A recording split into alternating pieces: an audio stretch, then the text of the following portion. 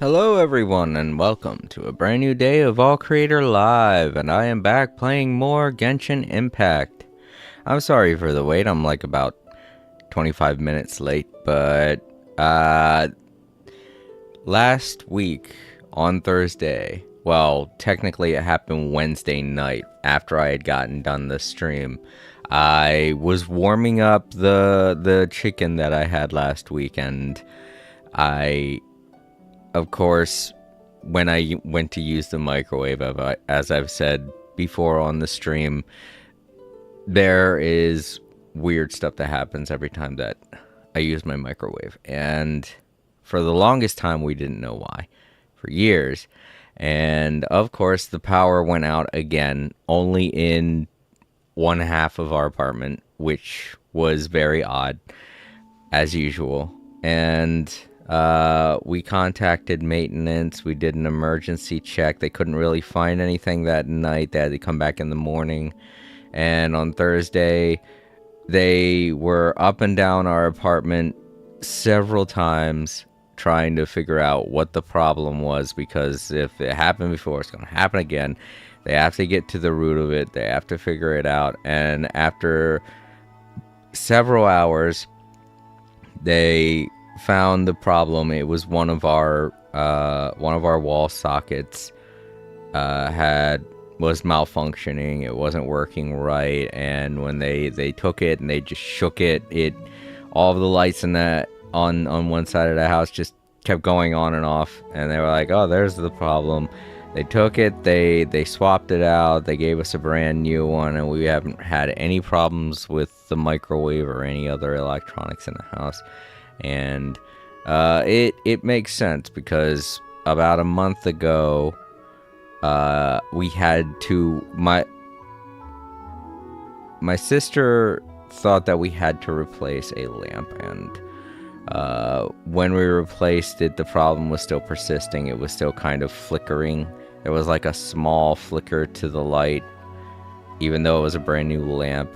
And we felt stupid because we were like, well, there was no point in replacing the lamp. But we didn't look into it further than that. It was just going to be a mild annoyance, and that's that. But that wall socket was the whole reason why we kept experiencing power outages. So hopefully no problems like that arise again, because, man, that took a whole day. I had to call out from work.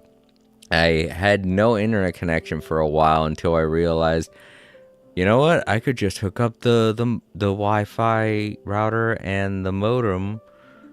I could just plug those two into an extension cable, and we could at least have internet. So while we did have internet, I still couldn't stream or do work or anything that Thursday, because I couldn't power things like my laptops, my computer, my television, my Wacom, all the things that I need for work, and all the things that I need for streaming require a lot more than just 2 or 3 plugs. And there was no way that I was going to rewire everything in my house just for one day and then rewire it all back up. It was enough that I had to pull everything away from every wall socket on the side of my house.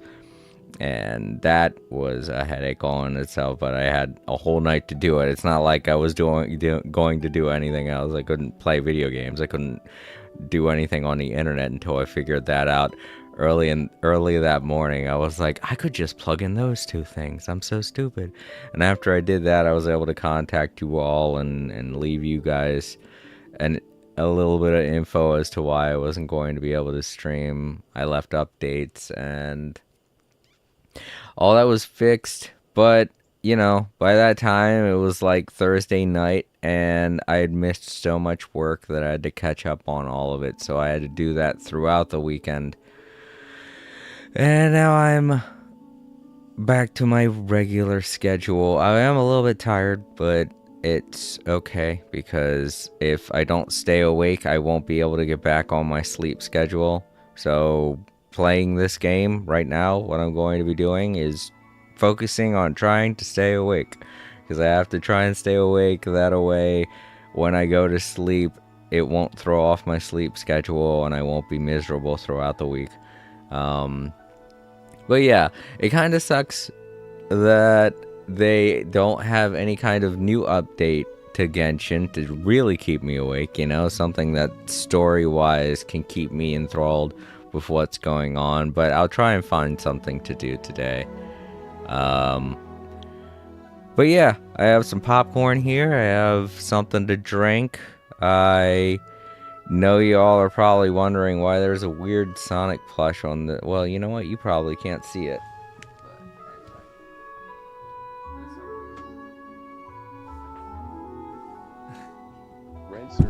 That's something... I think I showed that off on the stream before. But, oh, hello there!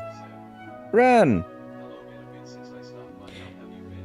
Hey Ren, I'm doing okay now. Last week was a mess because we had a power outage that put me behind in my work, so I had to make up for that throughout the week, and so other than that, I'm okay. How have you been? And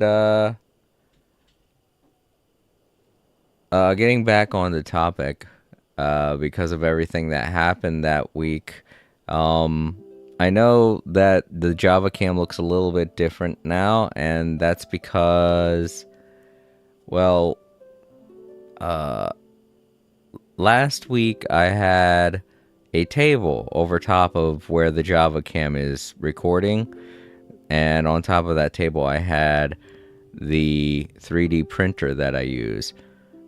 When I had to move everything away from the wall in order for them to check the socket behind the table there that everything you see is resting on, I had to... The table that I had my 3D printer sitting on was like a two-part table. The top part and the bottom part could be disconnected so that you could lift it up, and that was perfect because that way I could just kind of like situate it down and over top of the table, so it would be like a table on top of a table. But when I removed the top table part... I've been pretty good recently, finished a semester in my online school and getting pretty close to finishing another one, and my brother agreed to play Pokemon with me, fun stuff. Oh, wow, cool. That's great, Ren. But yeah, I'm glad that you're having a good day. Just to let you know, if you're under the age of 18, you're really not allowed on my stream, dude.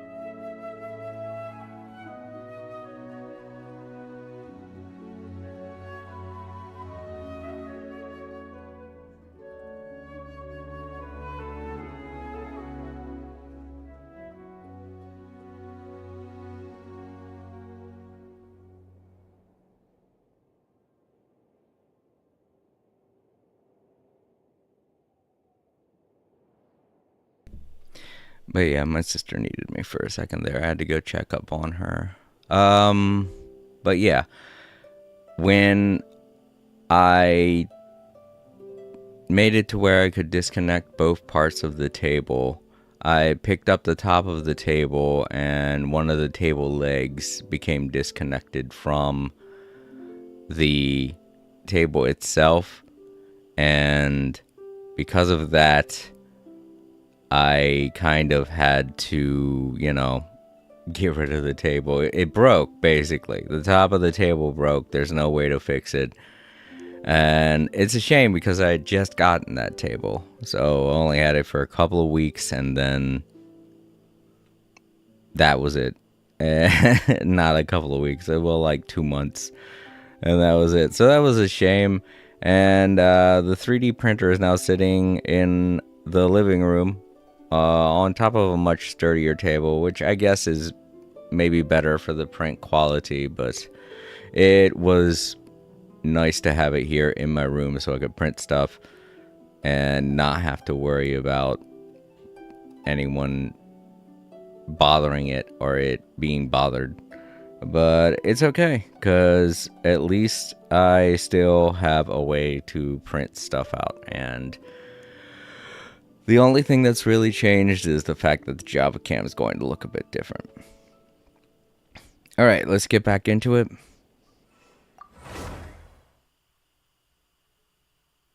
But yeah, Ren, just letting you know.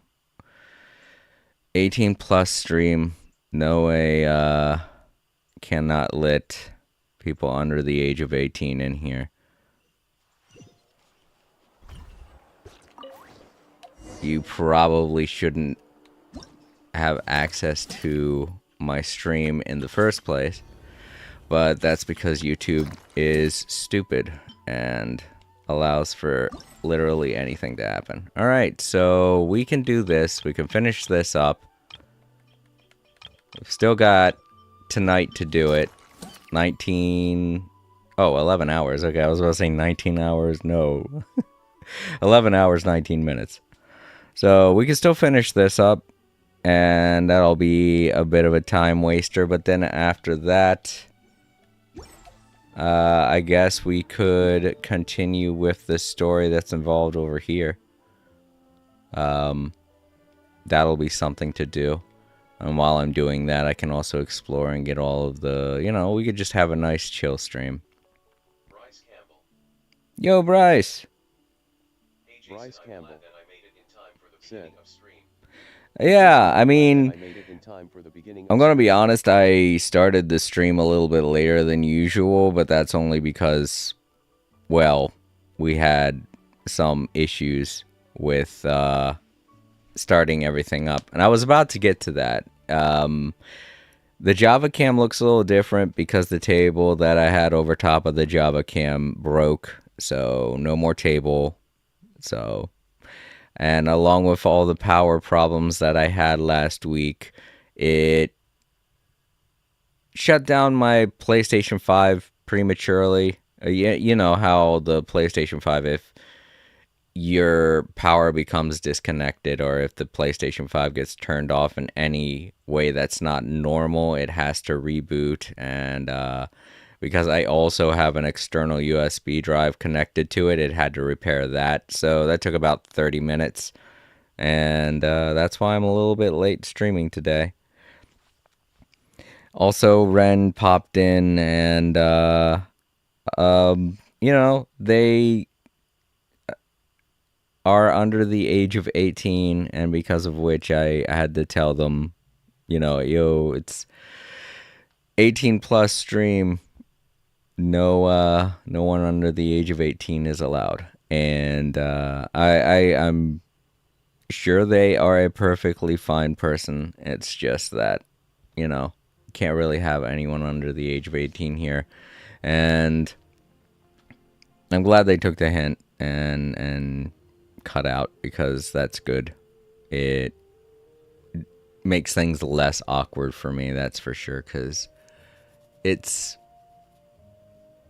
a bit of an annoyance when you have to tell people that. But if they're following the rules of YouTube and not going into places or streams that are supposed to be 18 plus, then there won't be any problems. But if you're not following the rules and you're not doing that, then of course there are going to be problems. And of course people have to either get banned or, just leave. And I'm glad that they left. But I mean, just to be sure, I'm gonna have to ban their account.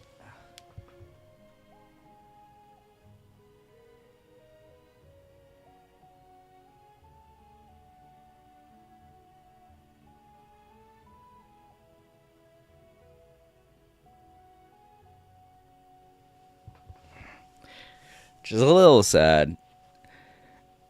They didn't do anything bad, but technically by being here, they were breaking the rules.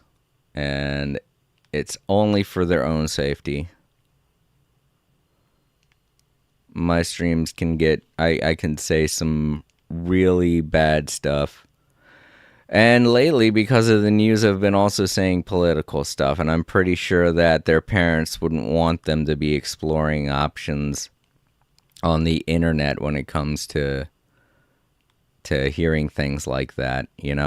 I'm sure I would not want my children to be influenced by some random person on the internet when it comes to things like political standpoints and how to feel about certain things that are happening in the news. So, like I said, it's only for their own benefit. I'm not trying to be a jerk when I'm telling kids that they can't pop into my stream. I'm just doing it because, I mean, obviously kids shouldn't be exploring anything on the internet, to be honest. They're still young, they're still impressionable, and it's not really cool for them to do that. They still have so many things to learn that they should really be learning from their parents. Their parents are the ones that are supposed to be teaching them things. And one thing that their parents should be teaching them is that they shouldn't be going online and doing things because it's not good for them mentally. It stunts their mental growth, as they say. It makes them more prone to certain ideologies, and that's not cool. I'm not saying that I teach anything like that. It's just a preventative measure. That way they don't go somewhere else once they leave my stream.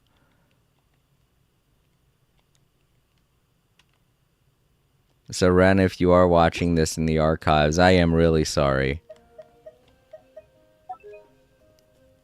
But you need to make a completely different choice when it comes to the things that you watch. It's not that many insects have a compulsion. It's not that I don't want to discourage you from watching videos online. It's just I don't think my content's really for you. It's not a good idea.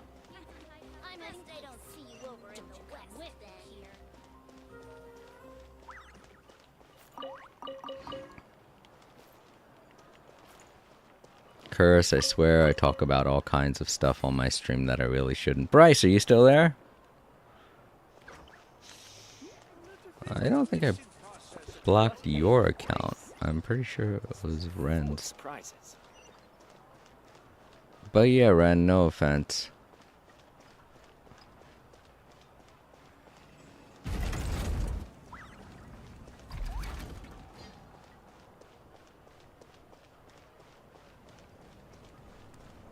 I feel like walking to the springs.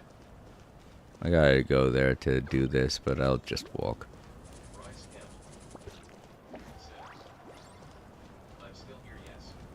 Oh, okay, good. Just wondering, because, I mean, you agree, right? Like, it really shouldn't be something that kids do. Just randomly watch live streamers and things like that. That doesn't seem like a good thing. I'm trying not to feel bad about this, but I know it's for the best, you know?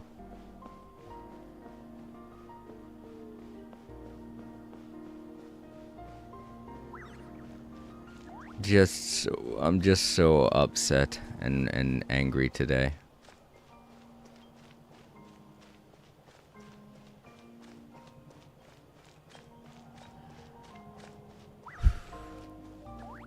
The last thing I need is some kid coming onto my stream and being all like, "Oh, I'm still in school and I play Pokemon."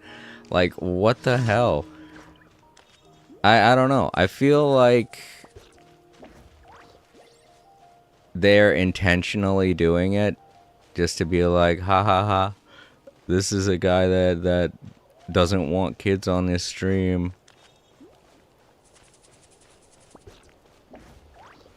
So I'm going to pretend to be a kid on YouTube. It's such a jerk move. Like, why the fuck would you do that? Why would you do something like that and intentionally do things to piss people off? You're just an asshole when you do shit like that. Said. Yet it's definitely not a good thing for kids to encounter certain things Right. until they can think critically and such. And plus, there are just trolls that do it to troll, and that's such a shit thing to do. Why would you do that?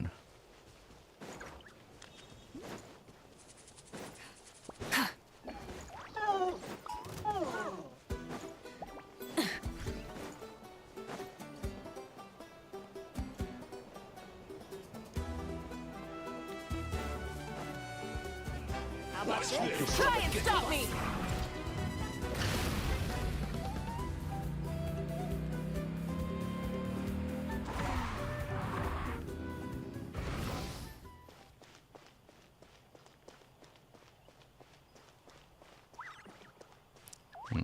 I think I got turned around. There we go.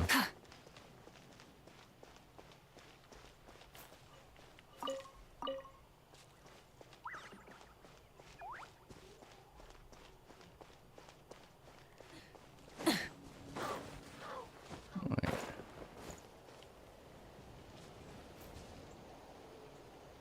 Oh, okay.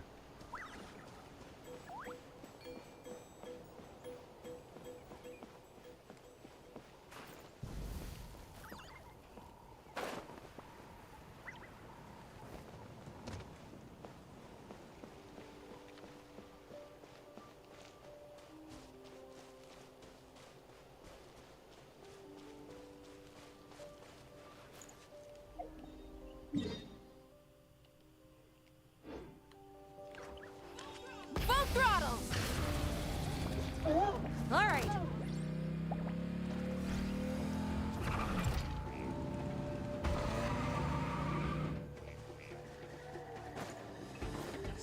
Let's hope you'll put up a good fight.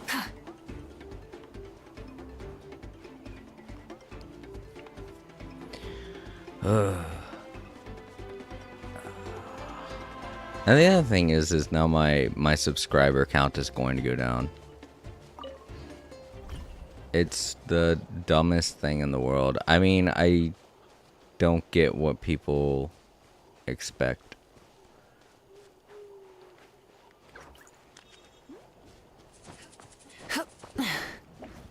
I'm pretty sure he was just a troll, to be honest. Cause like, why the hell would you do that? Why would you come onto somebody's stream and be like, "Hey, I'm a kid that's not supposed to be here. La la la. I'm a kid that's not supposed to be here. I play Pokemon. Check out how much of a kid I am." They probably don't do that literally anywhere else. That probably wasn't even a kid. That's probably just some guy that's trying to freaking get a rise out of people. Bryce Campbell said. He needs some mental help is what he needs. No time for you, pal.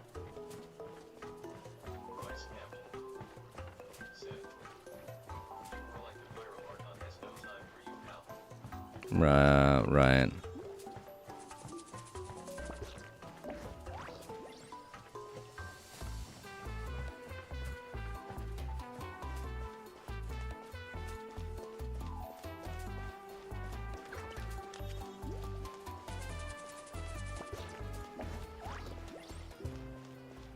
That's the thing too. In order to make an account and join an 18 plus stream, my stream is set to only allow people over the age of 18 to be here. They're already going to have to lie and say that they're not 18. So why the hell would they go into somebody's stream and act like a child? You know, unless they were a troll, literally trying to troll.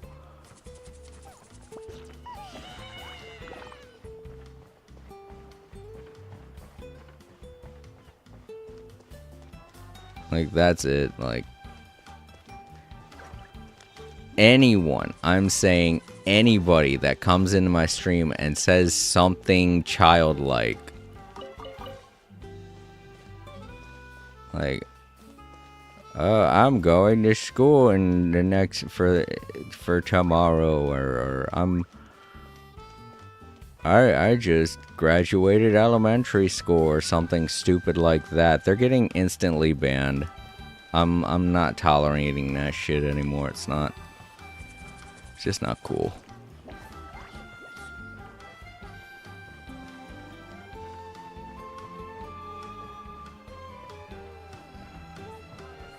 If you want to go online and pretend to be a kid, you go do that somewhere else, okay? You fucking weirdo. Fresh cold drinks. Or hot if you want. I forget exactly where it was. Ah, right, it was out there on an island. Right behind that.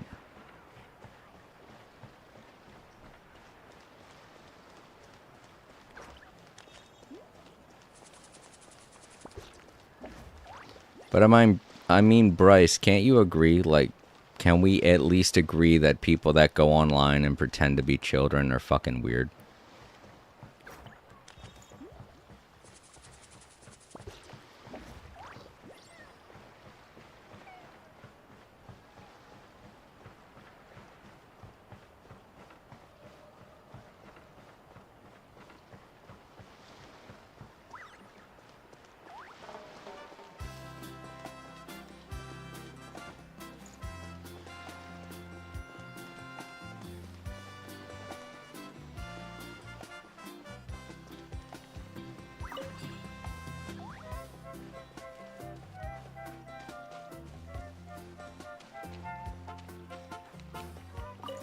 Alright, here's the venue. Bryce Campbell said, yeah, they are weird for sure. Yeah. I really don't know what Ren's situation was. I'm glad they at least took the hint when I first mentioned it, because right after I said that, they stopped talking, which is clear indication they understood. I'm like, fuck. And if, Ren, you are watching this in the archives, I'm not saying that... I know I've had problems in the past where people have misunderstood what I've said before. Like with Hossman, where he thought I was accusing him of being a Trump supporter. I mean, he might be, or whatever. And then he thought that I was talking about him in that sense, that I accuse Trump supporters of being like that. But I wasn't talking about him personally. I was just talking about people who support Trump. And whether that's him or not, that's his own decision. And that's the same thing goes with you, Ren. If you're watching this in the archive, I don't mean that you are a person that pretends to be a kid. If you are a kid, I'm glad I was able to tip you on to not doing stuff like that, not going on to 18 plus streams and things like that. I'm happy about that, and I'm happy you took the hint and you left when you did. That's good. I'm very happy about that. I'm just saying that people who do, well, you know, people that do pretend to be like that, those are the ones that I'm saying are weird. Not you, Ren. If you are a kid and you just happen to tune into my stream because you thought it was okay, you know, it's nothing against you at all. You took the hint, you left, that's great. Very responsible. But there are some people out there that will pretend to do stuff like that just to be a troll, just to be a weirdo. And those people I can't tolerate. And those are the people that I'm talking about. Yo, Time Lords. Okay, hold up. I'll be right back. Said, hey Jason, what's up? I just came by to say hi. I was playing Zenith the last city, which is called Nexus. Now I ended up getting the DLC. Instead of for free confining because of the themselves to the PS heavens, going on. God should broaden their horizons in the world below.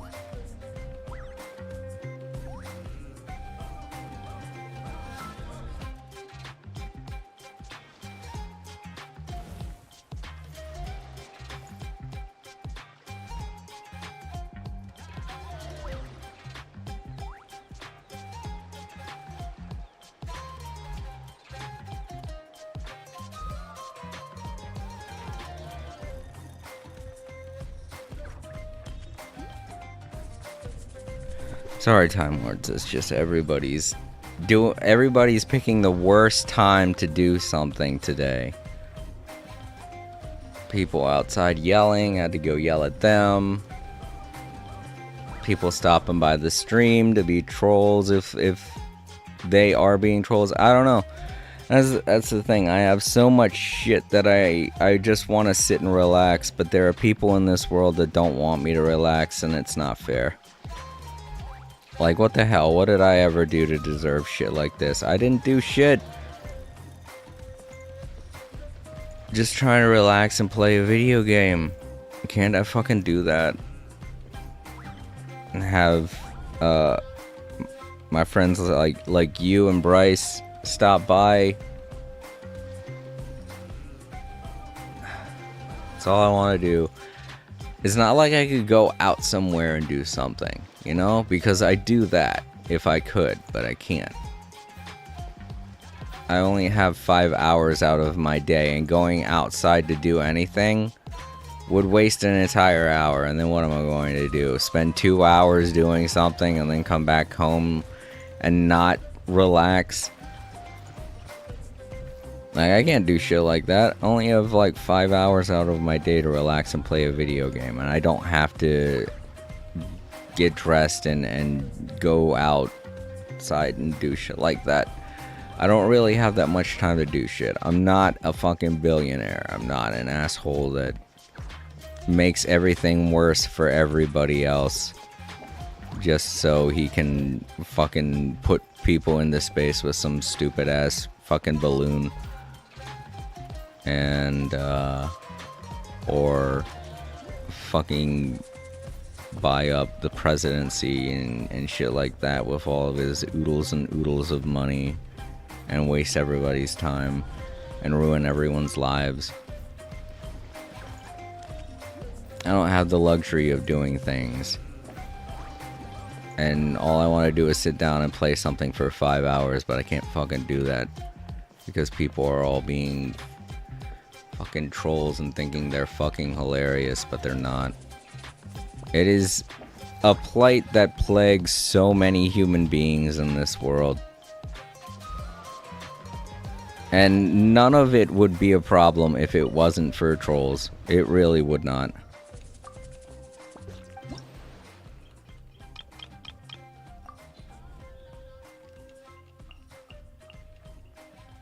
Time Lords said, I get what you mean. I hear yelling outside of my window, kids mainly and neighbors. I'm always thinking, why can't I get a peace of mind? I guess I can't have quiet, so then I plug in my headphones. Yeah. Music doesn't really help me relax anymore. No. Video games are probably the only way that I can actually relax these days.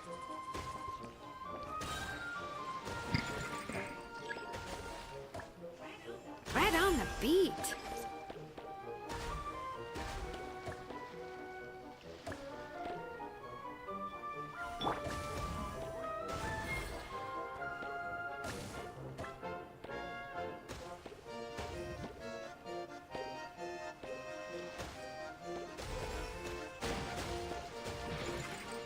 Oh, nice rhythm.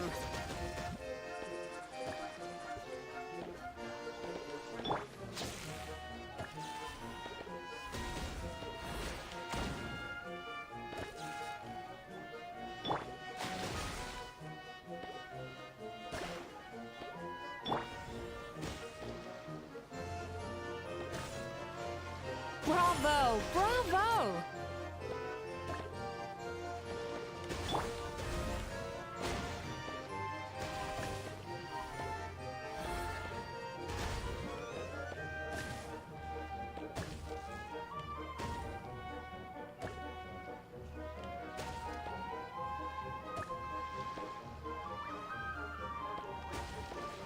Nice! Keep it up!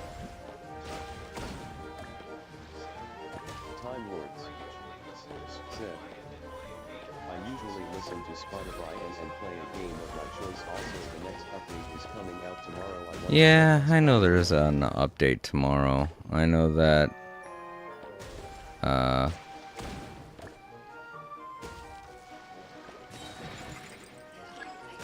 nice rhythm. That we're going back to Mondstadt for whatever reason.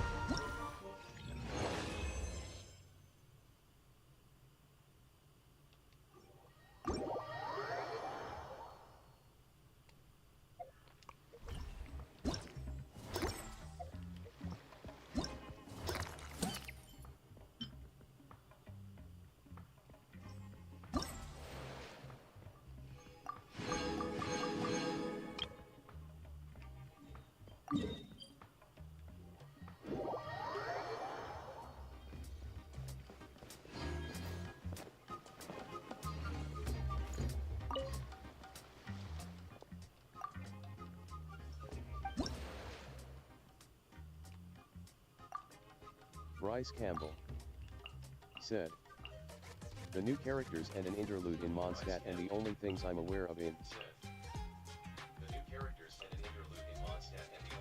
Time Lords said, they're also making the story lore accurate so players don't have to read the books now. That's my kind of thing.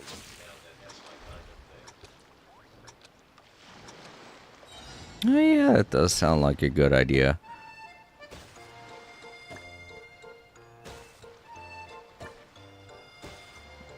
Man, I'm sorry, guys. I'm just so frazzled.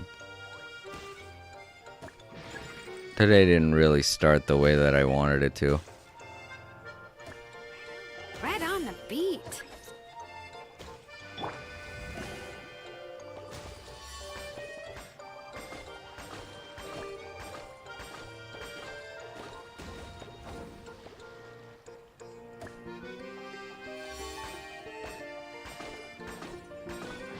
Woohoo! This is the best part!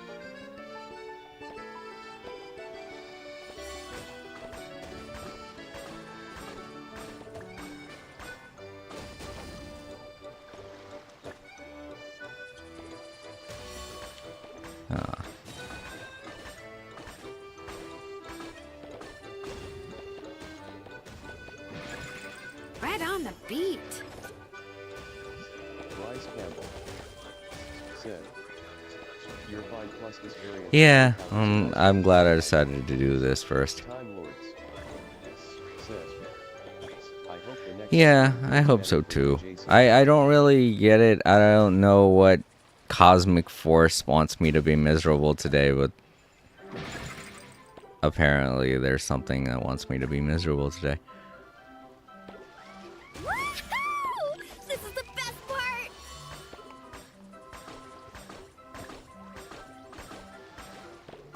Uh-oh. Oh, come on, really? Oh, wait, I think this is just a time thing. Oh, come on. What the... Oh, yeah, that's a good score.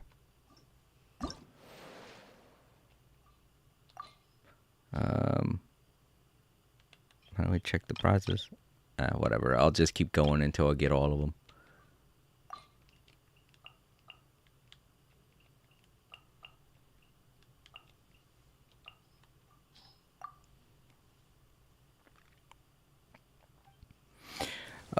But yeah, I asked this of Rice already, but Time Lords, how are you doing today?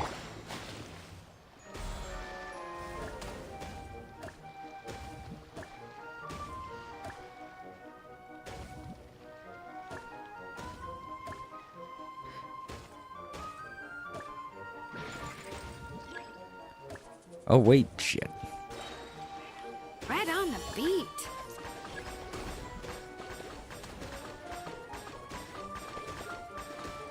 I was about to say this is gonna go by quick.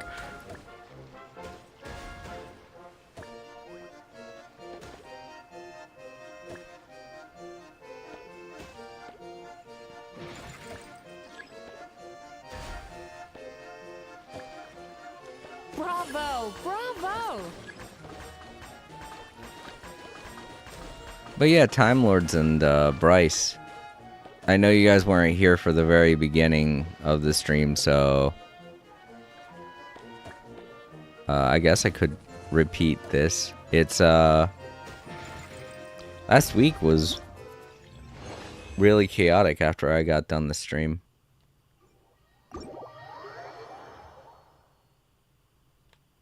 I experienced a power outage on the half of my apartment. Because of which I ended up having to call out from work that day. Time Lords. Then I had to make it all up that night. I've been fine. I did explain about what I did earlier about playing Zenith the Last City on my VR since I got it on PSVR. I got it free on PSVR, which is a cool feature. Oh, yeah, that's right. That did become available for free, didn't it? I ended up paying for it. I didn't pay much for it because it was a pretty cheap game, but it's okay for a VR game. Like the very first, Many insects have a compulsion to follow the very light. first multiplayer VR game, MMORPG on the PS5. Chris Campbell said, I don't think I answered that, but I'm doing good. It's been mostly relaxing today. I just did some crowds domains and some Oh, okay. things. Yeah, that's actually a pretty chill day. I was hoping my day was going to be that chill. I really didn't want to start it off on a bad note like that. And Ren, if you are watching in the archives, no offense at all to you whatsoever. And I know you didn't mean to upset me or anything like that. It's I'm mostly just happy that you took the hint and left. I mean, there are some people that would probably argue that point. They'd be like, oh, but my mom lets me watch, I don't know, what's an adult show? Family Guy? So this is okay. And I'm like, no, it's not the same thing. It's not. Family Guy is a show that's regulated by censors and things like that. So they're not supposed to say certain things. When you're watching a random stranger on the internet, they can say whatever they want to say because that's freedom of speech. There's nothing holding them accountable for the things that they say. And while I might not say certain things on my stream, it's still not a good idea to go around watching random people online. And if I didn't enforce that rule, I would be nothing but a hypocrite, and I do not want that kind of energy in my life. It makes it hard for me to sleep.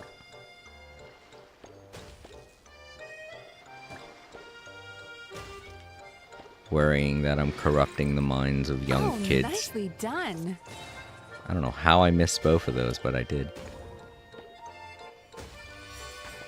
I'm sure there are some people that wouldn't bat an eye at something like that. Oh, kids are gonna learn this shit eventually. Yeah, but you don't want to start them off like that. Said, it's like Sword Art Online, but for their own twist. Ron and VR was an indie game company and that ended up making two. Oh yeah, no, you don't. I don't know why they make you choose. Oh, right. You probably don't have to choose 4 characters, but who knows? You might have to. Oh, crap. Somebody get that. One of you guys get these. Okay, never mind. I got the bullets going. Oh, nice rhythm. Fuck, there are 3 now. I didn't realize.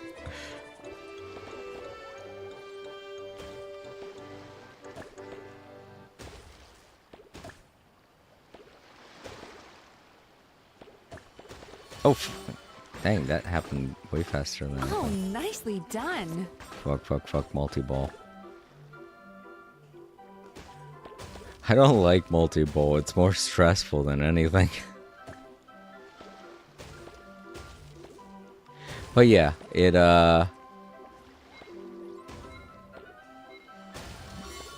does make me happy that they cut out when they did. Nicely done. Because they could have argued the point. They could have tried to contest the idea of them being here, but they didn't, and that makes me happy. They're a good kid. They really are. Yeah, that's an old game from way back when. Some nostalgia right there. Alright, and this is the last one. It has like a boss symbol, so boss time, I guess. I did not mean to do that.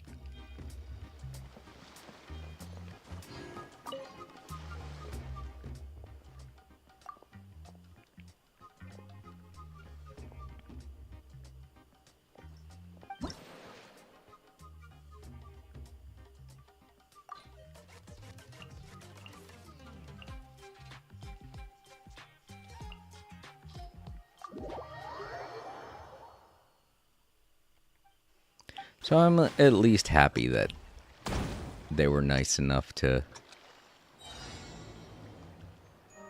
leave. Oh shit, those are portals. This is gonna make things... Oh, and they're multipliers. Time Lords. If it was one thing.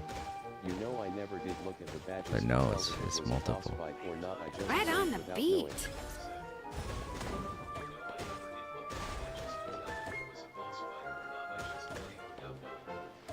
Yeah, I just realized that myself.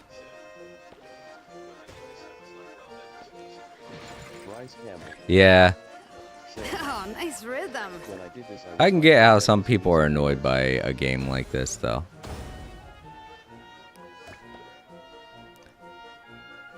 Oh, I tried to go along the side there. I guess I can't. It's a little tight. Fork.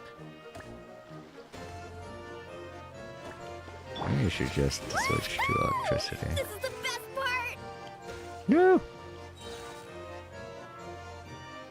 Yeah. Here we go.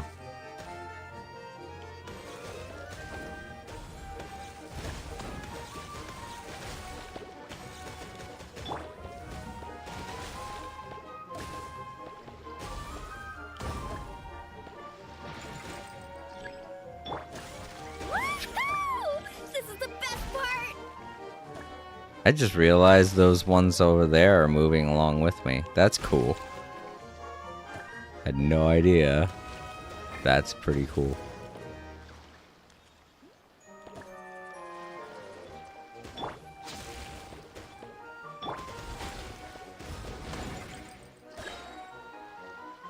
Oh, it gets stuck when you change from freezing to water. That's funny.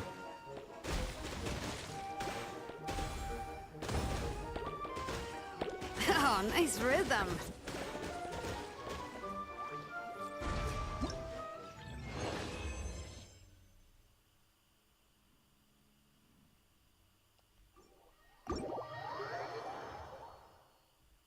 Time All right, Lords. we did it. Misuki! Misuki! I sometimes Amina get just told annoyed me by some the long amazing stories news. because of how slow-paced they became. Also, not Cray is first Benson's aha. Thanks to the party, the people of the Springs had 40% more visitors than normal. And to think, we barely did anything to promote it. That's great. I also have some good news. Over the past few days, the number of patients at my practice has dropped by 90%.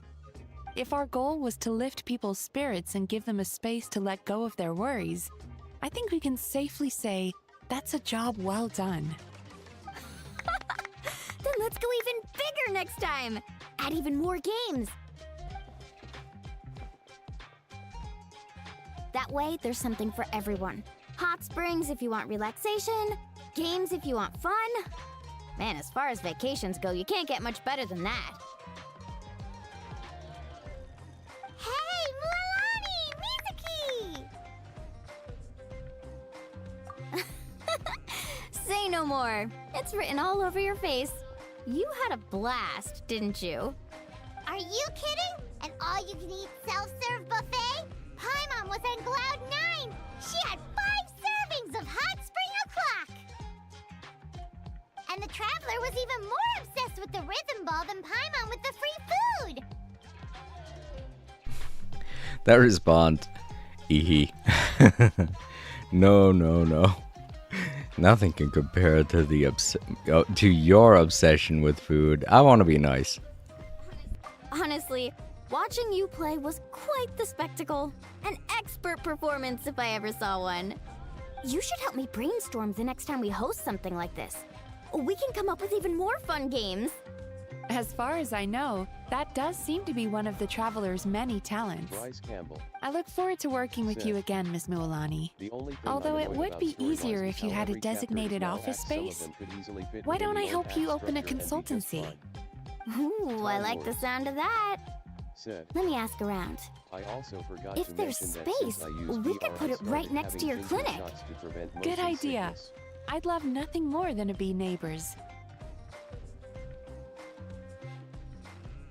Oh, I didn't realize that was a thing, Time Lords. Thank you. You're giving me something to think about.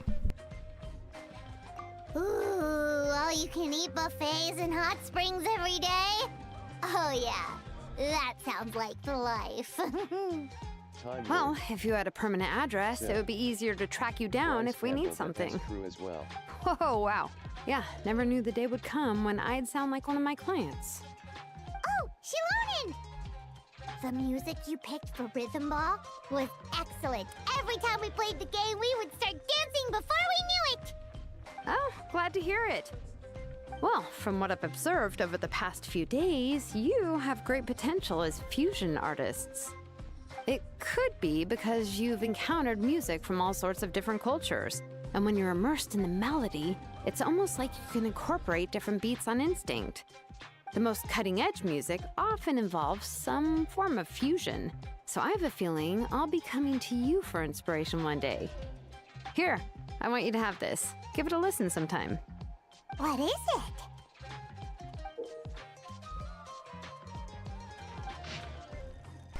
Oh boy, a book. Alright, so to anyone watching in the archives, if you want to read this, go ahead and pause now. You done? Okay. No way. One of Shilonen's mixtapes. At Shochi Krikado Records, that would sell in a heartbeat. Ah, yes. Not everyone can get their hands on the records or equipment Miss Shilonen recommends. It's a source of anxiety for some people. I once treated a patient for that very reason. Oh, you can treat even that, Miss Mizuki? All I did was help her manage her emotions. I told her to consider getting a job at the record store.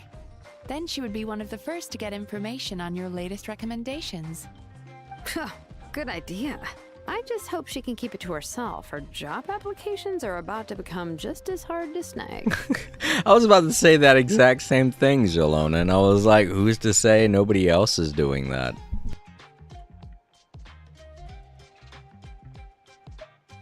Yeah, Paimon can't wait to hear it! Next time, we'll help you come up with an even better game, with music that's just as amazing as this time, of course. That's a promise. People won't know what hit them.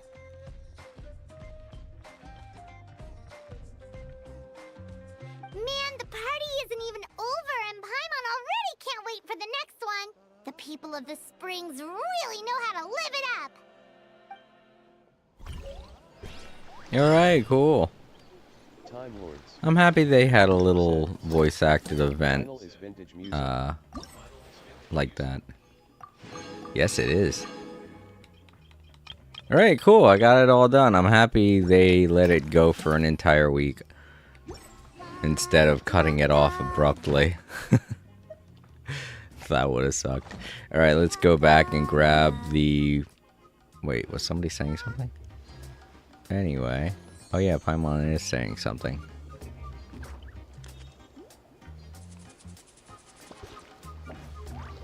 What? Between pledge and forgettance?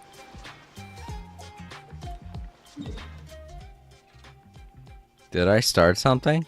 I don't remember starting anything.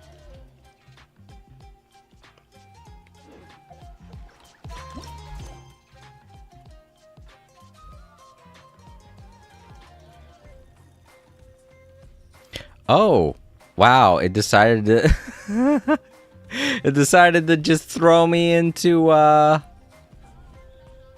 side quest. Nice, thank you, game. Very nice of the game to just throw me into something against my will.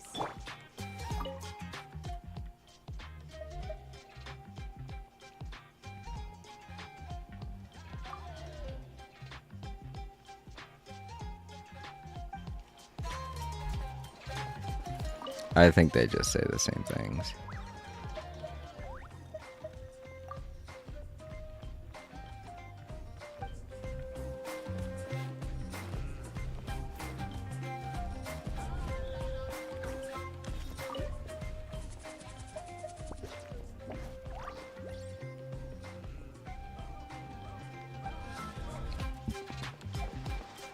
Alright, let's head back, talk with Catherine, collect those Primogems. And then I think I'll take a break. I want to check on my sister and see how she's doing. I realized they were all yelling out there and it wasn't my fault, but I still want to see if she's okay. To be in every nation, start by doing the one and it will increase rapidly. Oh, okay. Thanks for the tip, Time Lords.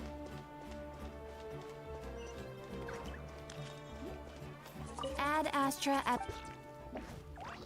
Thank you for completing today's commissions. Here is your reward. Ad Astra...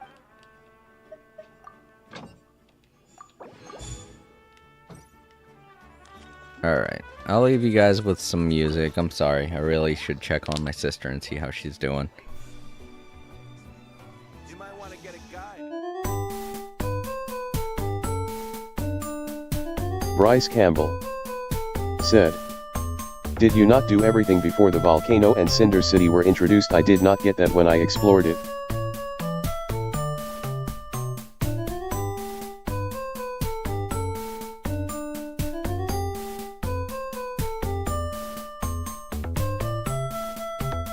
Time Lords said, "I still have Fontaine and Natlan too."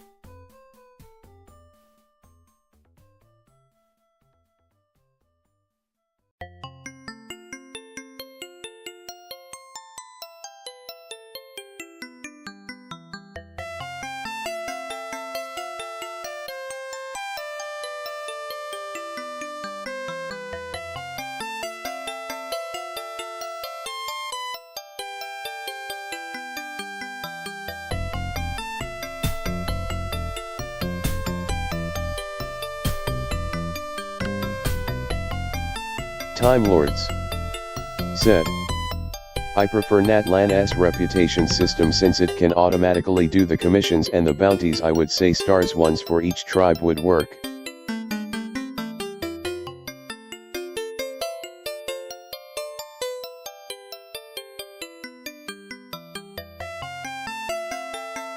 Bryce Campbell said, "I've nearly got reputation in Natlan. I've maxed up tribes at the moment."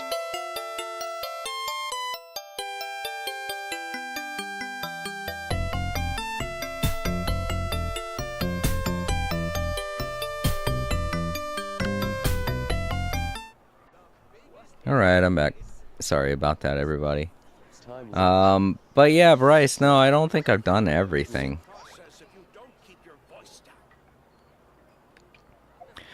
So I guess there's stuff to do before going to the volcano. Which I didn't think there would be, but I guess they're setting up the volcano for something, maybe. Time loads. But yeah, that's what we're going to do now. I still need to do collective Side of quests. plenty and flower feather plant. Oh, okay. Alright, we're going to the Children of Echoes. Like it said to do. I don't know what we're going to see here. I thought we'd be going straight to the volcano.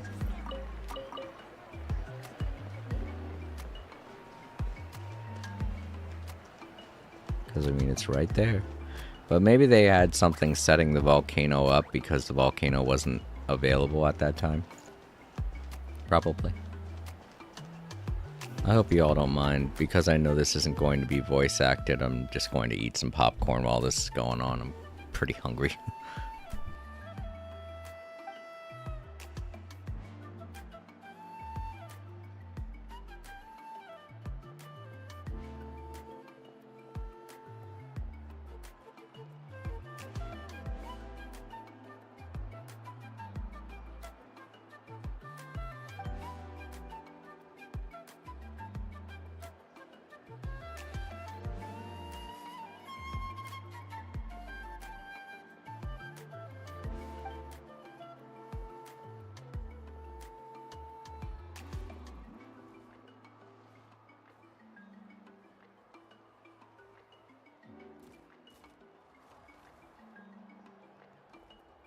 You can always tell it's going to be a groundhouse side quest because he's always there.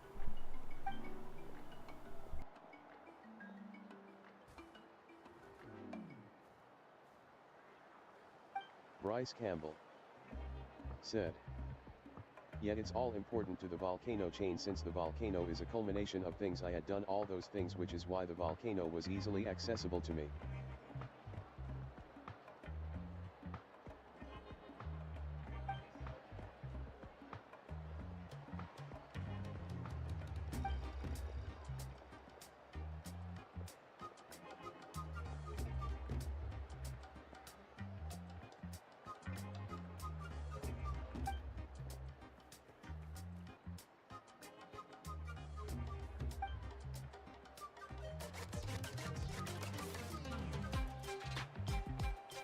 Oh my god, I just realized that was the guy that started us on all this, isn't it?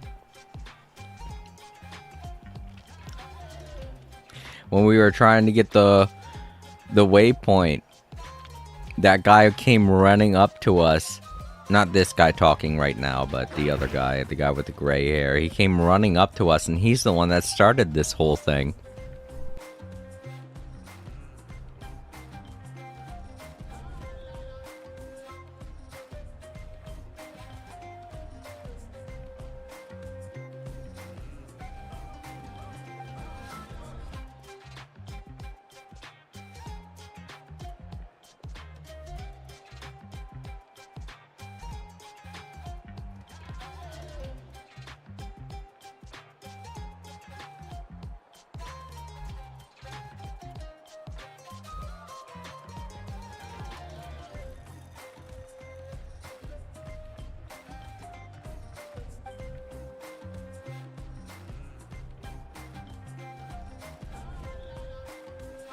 Bryce Campbell said. Yeah, he was.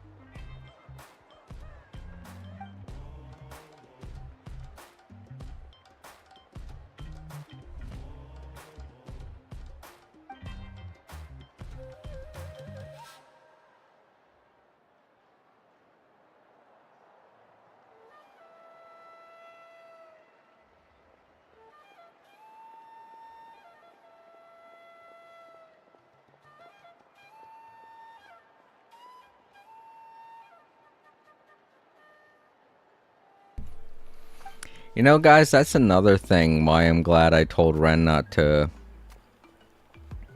I'm glad I told Ren, you know, this is an 18 plus stream, because my content is going to be changing now that I'm looking at the games that we have coming out next year.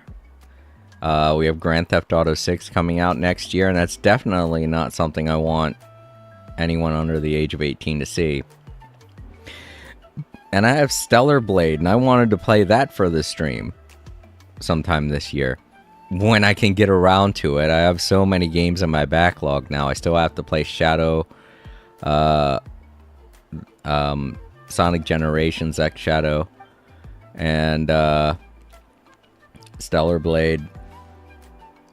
And definitely don't want anyone under the age of 18 being in those streams when I play Stellar Blade, because I know those are 100% not for anyone under the age of 18. There's way too much fan service, I guess you could say, in those streams.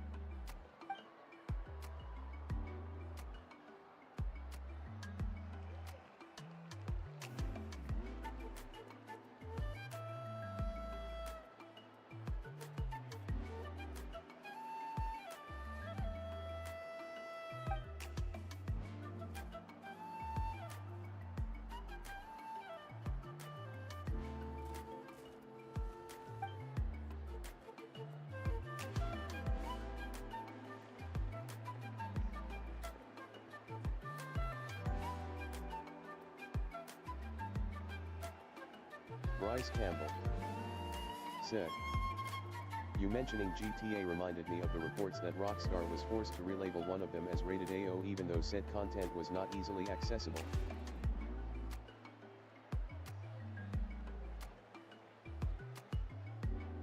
Oh, that's pretty interesting, Bryce.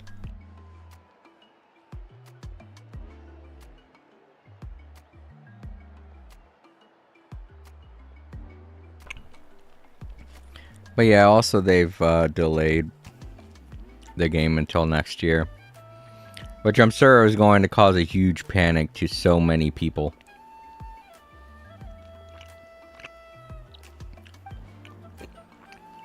I really don't get why Rockstar. Well, I know why Rockstar did it.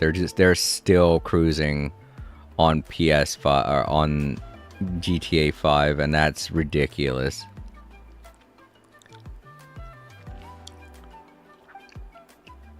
They're just pissing off their fans at this point. I mean, I don't care. I don't play Grand Theft Auto 5. But I'm pretty sure those that are playing Grand Theft Auto 5 are very eager to play 6, and they're gonna be pretty pissed off that it's not coming out this year.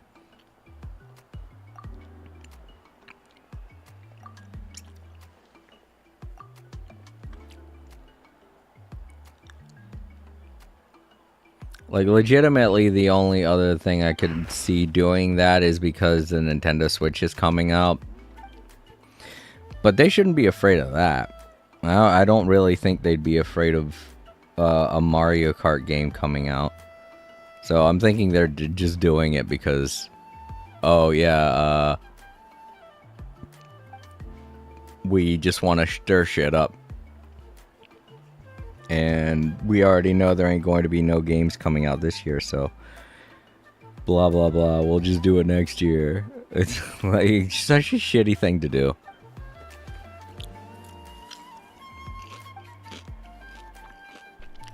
But I never said that Rockstar was filled with good people, so.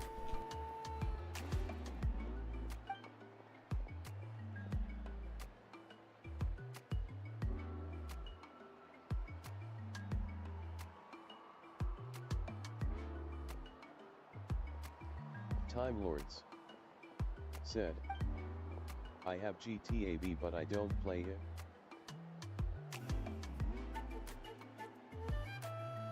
Oh yeah, I have it too. I never bought it, but I'm sure I have it for free from PlayStation Plus, but I don't play it.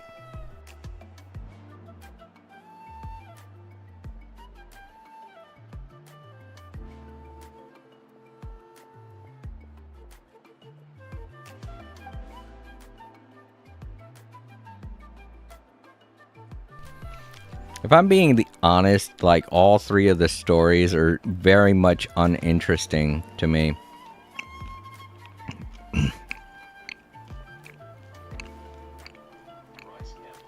Bryce Campbell said, I wish Genshin were on Switch already, but at this point it is more likely coming to Switch instead, if at all. I mean, maybe.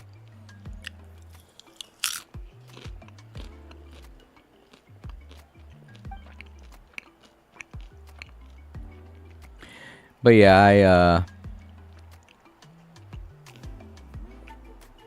I was never interested in Grand Theft Auto for the story. The first 4 games I got just to have fun.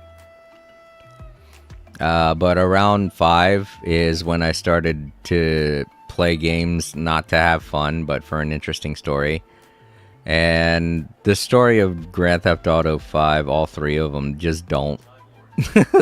they seem so damn boring and blah. The VR game Waltz of the Wizard is something I'm interested in, but it's something I would lose interest in since it's not Harry Potter related story-wise. But yeah, Grand Theft Auto 6 seems like it's going to have a good story.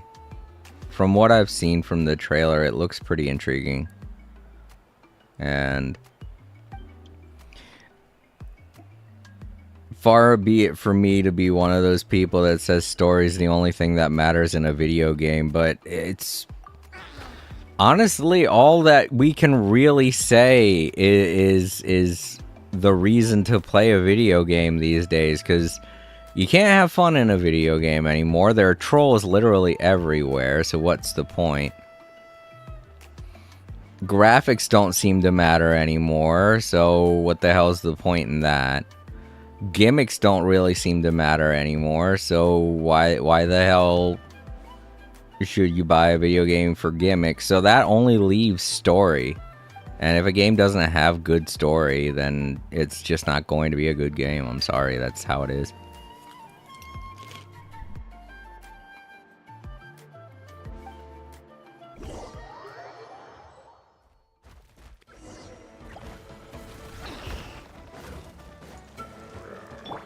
Right here, right now, right here.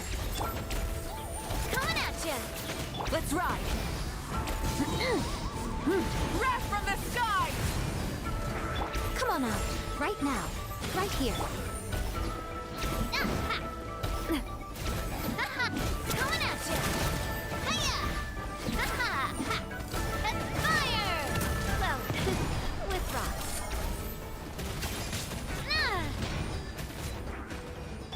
Right now, emerge, right here. Nothing lasts forever. Right now, emerge. Let's ride. Pyroclastic surge! Nice.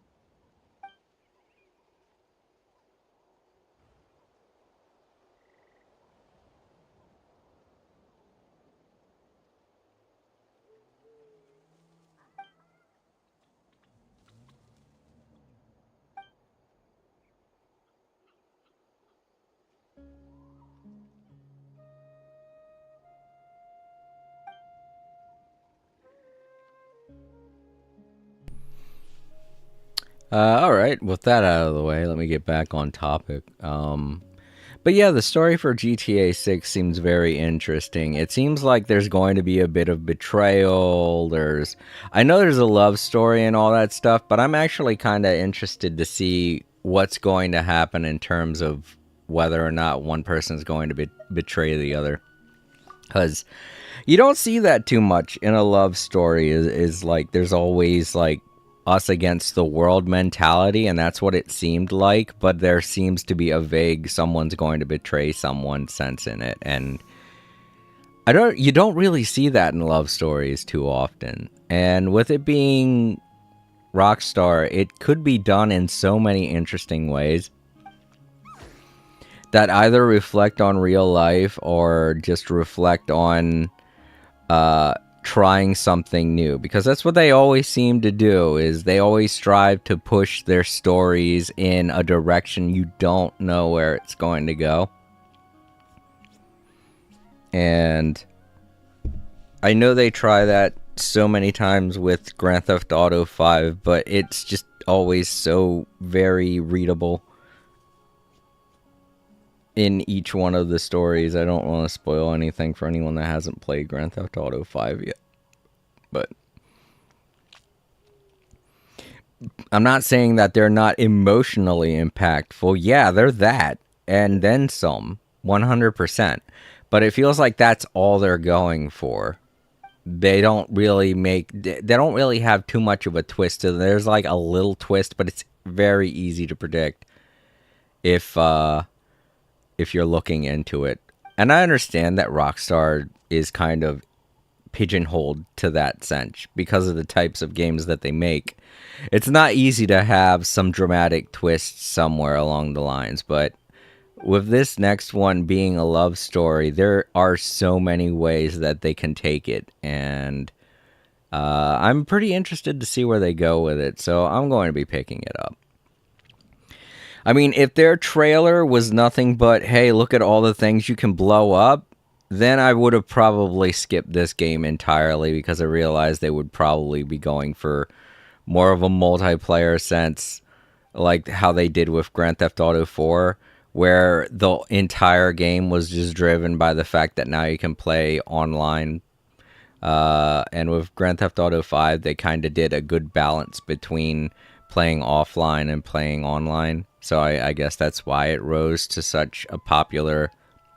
I mean, that in time, you know? The fact that it's been the only Grand Theft Auto game for over 10 years now. So that plays into it a lot, obviously, as to why it's been so popular. Bryce Campbell said, Us vs the world is the romantic. That, I don't think they're going to go with that angle. See, like I'm saying, there seems like there's going to be a bit of a betrayal there somewhere. It feels like it when you watch the trailer. And from that angle, it feels like it could go in so many different directions. Kind of like a mix between Grand Theft Auto 1 and Grand Theft Auto 3, to that sense where it feels like it's going to go in one direction, but then it could deviate and go back to where it was. Grand Theft Auto 3 had that, where it was like you're going in one direction to a certain point, but then it just kind of goes right back to where it was. I'm not saying Grand Theft Auto 3's story was the best story out of all of them. It's just that it did seem like they were, and I guess it's because it was a new time for video games, and they were branching into a territory where you could have multiple endings and have multiple paths that you could go through. So I guess that's why it's because there were so many turning points in the world of video games at that time, that Rockstar could experiment. But it feels like we're at that pivotal moment in the gaming industry again where something needs to change. And I'm feeling as though Rockstar is going to do it with Grand Theft Auto 6. They're going to take story, which, as I said a moment ago, feels like it's the only thing keeping any video game alive these days. It feels like they're going to take the story element of the game and turn it on its head to where it's something that you don't expect. And I would very much welcome that, because there's something to be said about standards in the world of storytelling.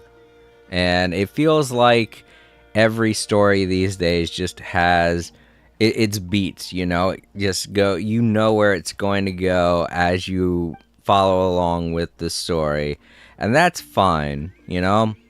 But we need someone to come in and be like, yep, this is where you're going, but what if this?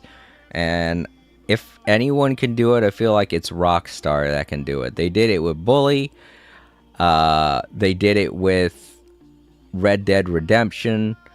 So we will definitely see something from Grand Theft Auto 6 at this point, especially with the success that they had with Red Dead Redemption 1 and 2. They would be stupid not to do something like that with their flagship title, you know?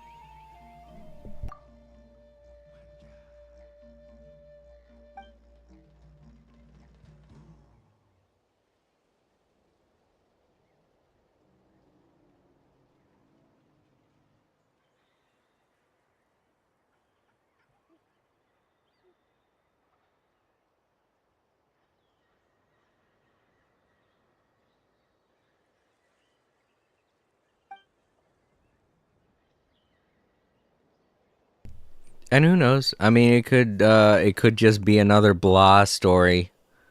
And I could be completely disappointed with it, you know? But in that case, then I'll just rip them a new one. That's how it goes, you know? You guys know me. If I don't like something, I'm going to say it. I'm not going to be afraid of companies coming out of nowhere and being like, oh, this guy needs to be silenced. I'm just going to say it. If it's a shit game, I'm going to say it's a shit game. And the only thing that's going to redeem Grand Theft Auto 6 is for it to have a mind-blowing story. And if it doesn't, then, you know, it's just gonna be another one of those games where I get my hopes up and then everything comes crashing down.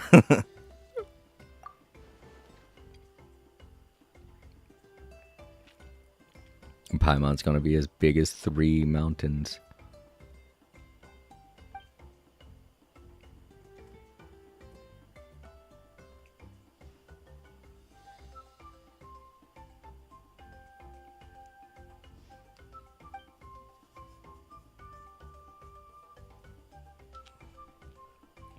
But I'm sure my opinions don't matter in the slightest, you know?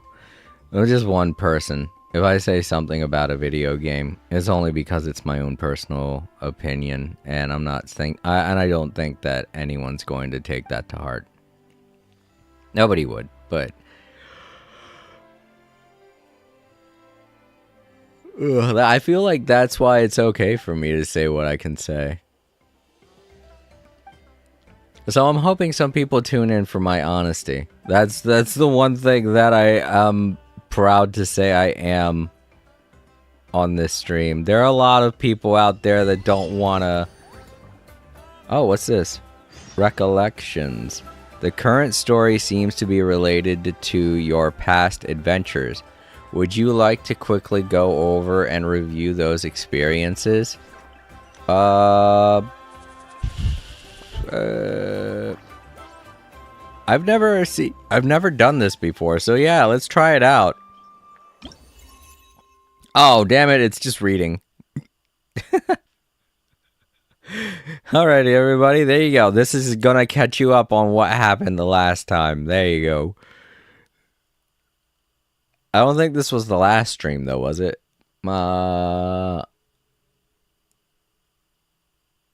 Yeah, I think it might have been. I can't remember, but yeah, that's what happened the last time we played.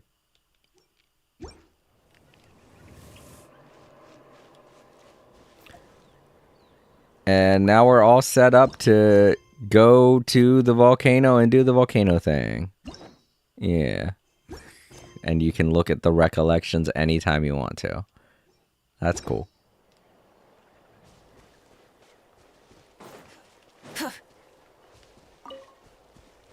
Also, I want to go up there and get that. I didn't realize that was there until that cutscene.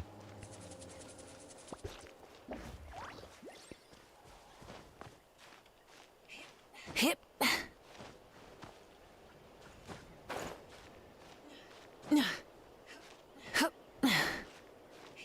Hip. But no, I'm not saying that I'm going to immediately shit all over the game the second that I don't like it. If it doesn't have a good story, you guys will know. You'll be able to tell when you're watching me, because if it doesn't have a good story, then I'll just, I don't know, I guess I'll do something else in it. I am kind of interested in doing online play stuff. I didn't get enough of that with Grand Theft Auto 4. I played the online multiplayer of Grand Theft Auto 4 a bit, and it was okay, but it was nothing really to shake things up for me. I realize there's a much larger community now, and that Grand Theft Auto 5 rose to the height of popularity that it did because of how good the multiplayer was and how fun it was because there was a much bigger community. Bryce Campbell said, looks like you only completed Cinder City. You need to do the ruins too that fight got you access to. What ruins?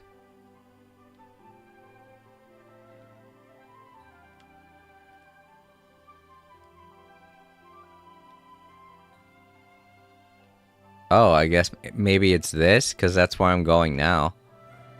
That's where it's telling me to go anyway. So I guess we gotta do that before we go into the volcano.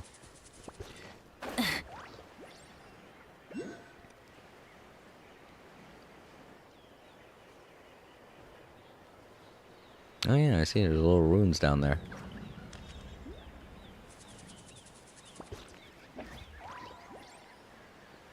But yeah, if I end up not liking the story, then I guess I'll just play multiplayer. I don't want to buy a game and not get the full experience out of it, you know? I'm going to be paying 70. You know what? That's the other thing too. This whole shitty stuff with Nintendo raising prices on video games, it has me worried that it's not going to be $70. If it was going to be released now, Grand Theft Auto 6 would be $70, guaranteed. But yeah, if it was going to be released now, $70, it would be guaranteed to be $70. But I think that could be another reason why they're going to hold off until next year. I think they're doing that on, I've just had this thought. I think they're doing that on purpose because of Nintendo's stupid, we're going to make every video game $90 now. Rockstar saw that and they're like, oh, we want to make our game $90 even though there's no justification for doing so. So we'll just see how that pans out for Nintendo. And if people buy a shit ton of Mario Kart World, even though it's $90, we'll make our game $90. This is such shit. This is fucking shit. This is garbage shit. That's the only reason Rockstar is doing this. I guarantee you. It's because they want to gauge and see how successful Nintendo is at raising the prices to $90.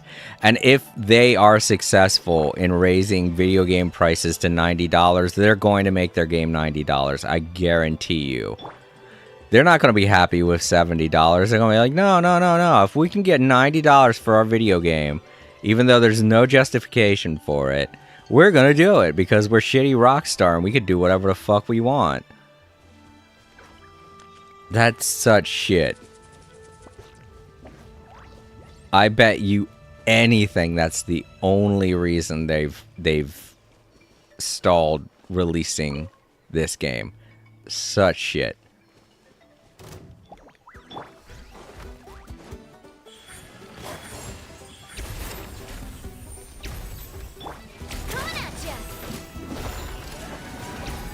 Is rock? Yeah, Groundhouse is here. Yo, Groundhouse. I didn't think these guys had anything to do with this story, but I guess they do.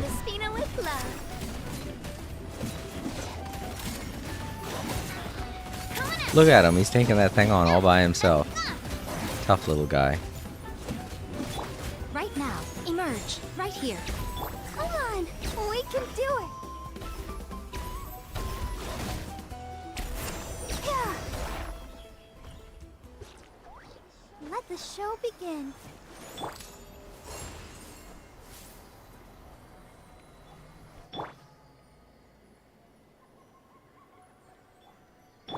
Bryce Campbell said. And they use the claim that video games are cheaper now than in the past as justification to make games more expensive. Wait, did they, Bryce? That ain't no, that ain't no way.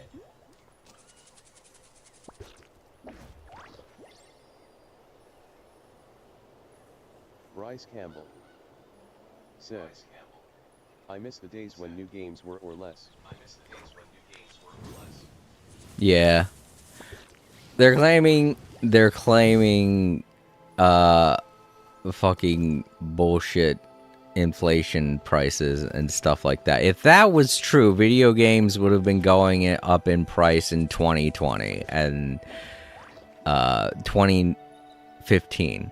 But no, you were still seeing $60 games then, not 2019, 2015. Yeah, I said 2015. You were seeing $60 games then.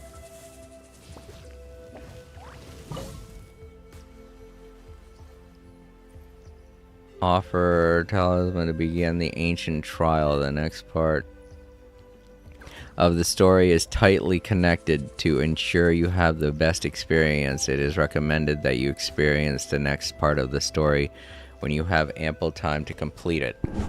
I mean, yeah, I got plenty of time.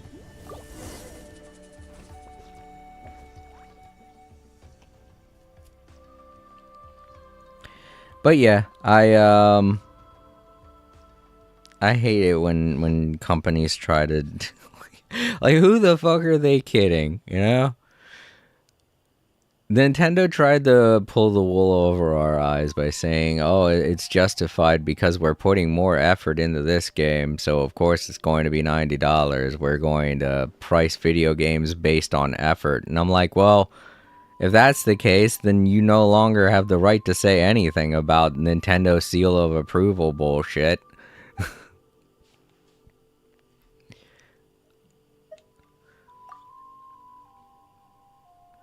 Now it's just based on price, and that's just like the greediest shit that you could do. Like, oh yeah, this game is what is a normal price, $60. Bryce Campbell. It is. It's 100% BS. It's not really something that's focused on pricing by material. It's something that's focused on pricing by the amount of time it takes to make it. And that's stupid. It really shouldn't be adjusted that way. Because then it means that you're going to be paying for quality when it comes to your video games, and that's dumb. Like, so what the fuck? Just poor people get to play shitty video games now? Shovelware for all the poor people. That's not fair. That's not fair to people who can't afford it.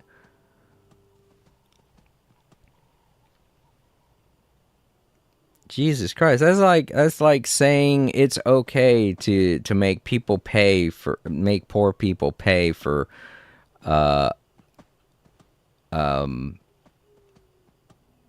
what is it called? Insurance or something like that. Not insurance, but health insurance. Or something like that. And that's a problem that we have here in America all the time, that a lot of times health insurance should be free. And that's why people get up in arms about that shit. Yeah, they won't get up in arms about something like this. They'll be like, okay, corporate daddy, tax me all you want. It's like, fucking somebody get pissed off, because I know I am.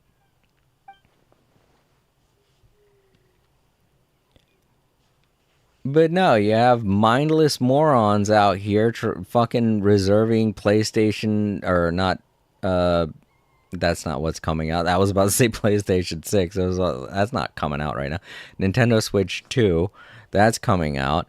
And you got people trying to reserve it even though it's a ridiculous price. And the video games that are going to be coming out for it are going to be priced ridiculously. We're supposed to be voting with our wallets, not mindlessly buying things. What the fuck? Hello, I see you're talking about game prices going up again. I'll probably be forced to play my backlog instead of anything new. That's what I'm saying. Yeah, Prism, that's the other thing. I know that that's what I'm going to be doing. But the whole reason why I'm pissed off about this is because Rockstar has decided to delay Grand Theft Auto 6. And it would be one thing if we knew it was because of technical limitations or something like that, but that's not the case right now. Definitely not.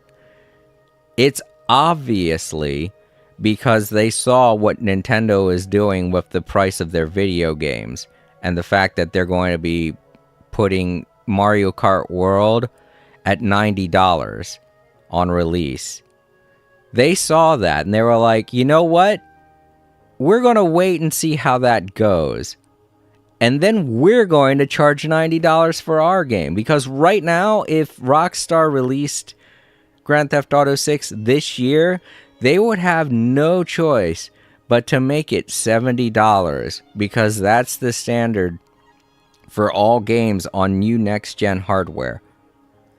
But if Nintendo can get away with pricing Mario Kart World at $90, then Rockstar is just going to be all like, yeah, our game's going to be $90 too. And they're going to use the argument, oh, but it was okay for Nintendo to do it, so why isn't it okay for us to do it? And that's just going to escalate things to where all video games are now going to be $90, regardless.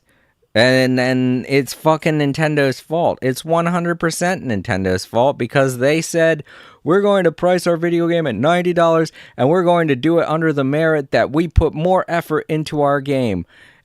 And any game that we don't put any more effort into, we're going to price it accordingly. So they don't realize how many AAA video games come out for every other console. And if every other AAA company sees this, they're going to make $90 the standard just because Nintendo is trying to justify the fact that their game Mario Kart World has so much effort put into it that it has to be $90.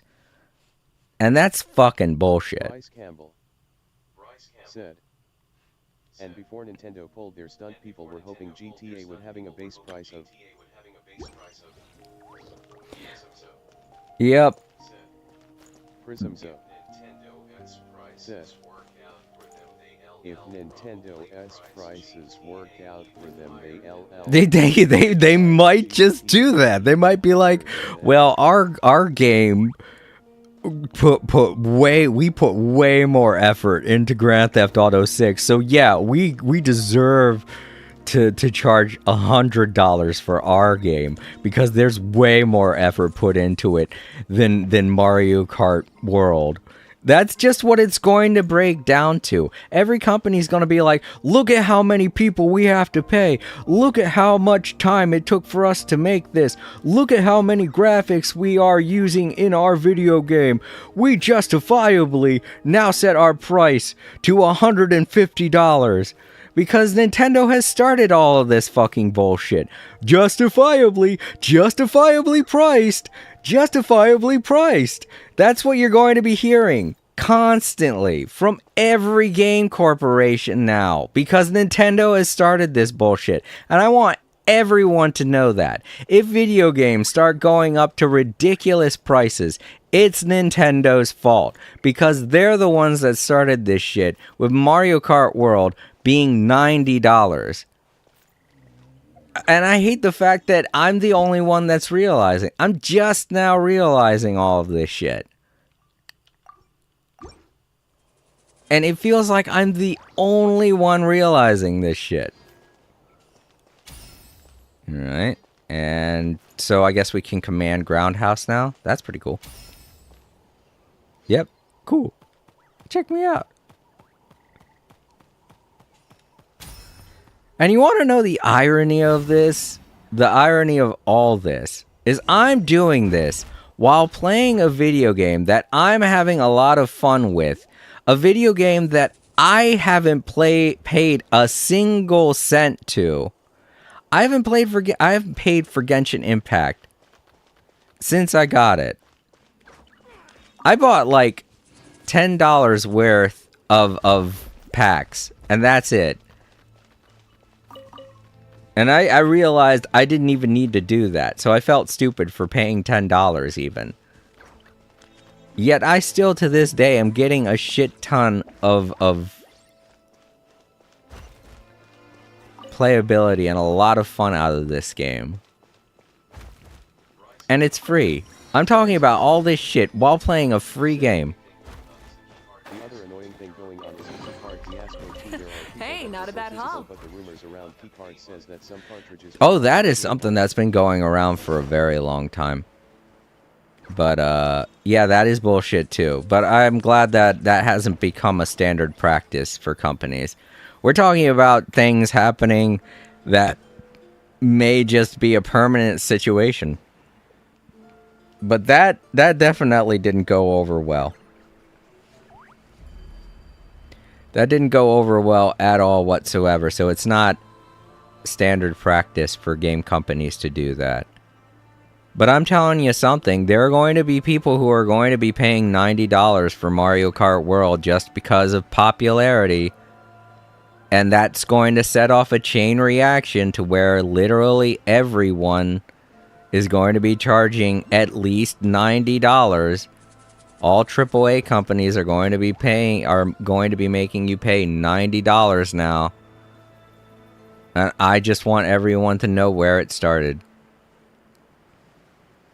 $70 was one thing.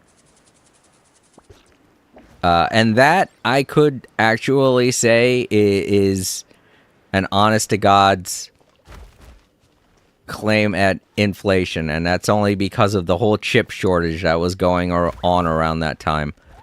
And still is, from my knowledge. There is still a chip shortage. So it would make sense that a lot of AAA titles were costing $70 now. But $90 in the span of 4 years? Like, what the fuck? And based upon merit? That's just stupid. Next thing we know, we're going to be getting grocery prices priced by merit. It's like, oh, we put the most care into the shipping of our product. So yeah, we're going to charge another $10 for the apples that cost like fucking $5 already and shit. It's gonna bleed into the fact that who can be the greediest. And nobody's going to be doing shit about it. If it's Nintendo that's doing it, no one's going to be doing shit about it. Nobody wants to slap Nintendo on the wrists. And that's just pissing me off.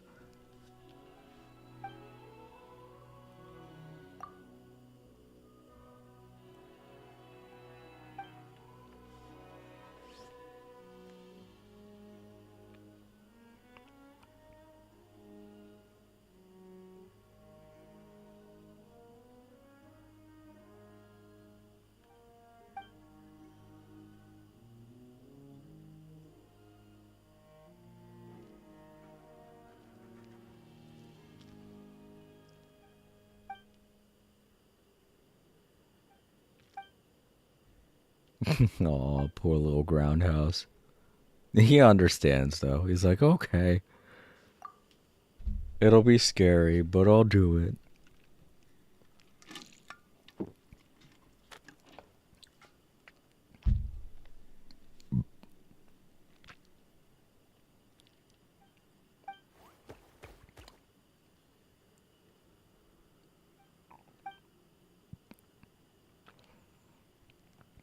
And here's the shittiest thing, too.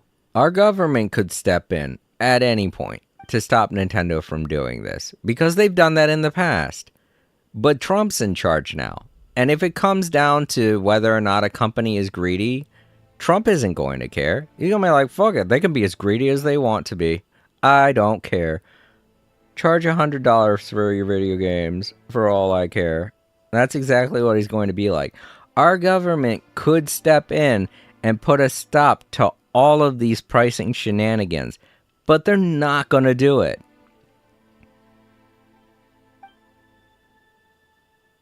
Bryce Campbell. They're not going to do it. They're not going to do it, and it's just another reason why I'm so pissed off that Trump's in charge now. Often they claim that video games have been sold at X price for too long.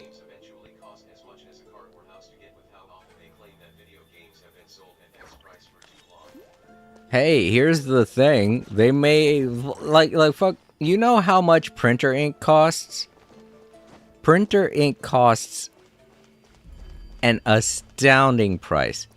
So much so that you can buy 2 printers and it costs less than printer ink. That's fucking greedy. And that's why nobody buys printers anymore, and that's why nobody buys printer ink anymore, and that's why printer ink companies are going out of business. If that happens with video games, at this point, I don't fucking care. If game companies go out of business, it's their own goddamn fault. Alright, so I have to flip that switch, bring all the things down, and then have Groundhouse stand on the one. Where's the switch? Oh, there it is.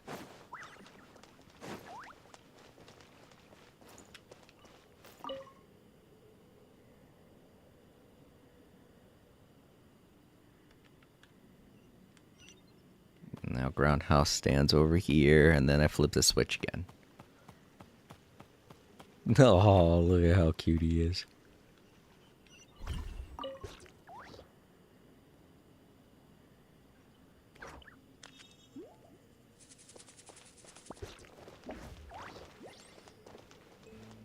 Okay.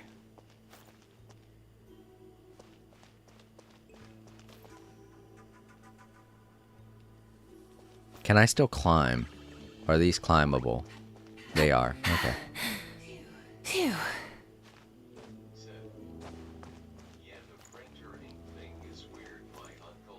Prismzo said, yeah, the printer ink thing is weird. My uncle actually did the buy a new printer thing. Well, because that's of the a prices. completely different thing entirely. That's just an optional thing that none of us really need. So if printers go out of business, no skin off of my nose, no skin off of anyone's nose. It's just the printer companies, the ink companies.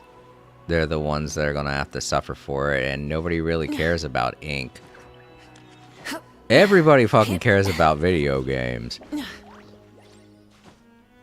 Even people who don't play video games have to care about video games.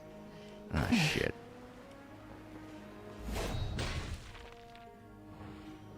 Because it's gonna send shockwaves. You know it is.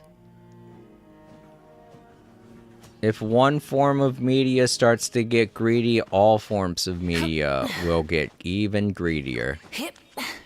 If you think the prices you're paying for things like Netflix are ridiculous right now, just wait and see. Alright. So I think I gotta get you over to here. I thought that Groundhouse had to be standing over there, but I don't think he does. I think Groundhouse. Oh, he can't get back over. Shoot.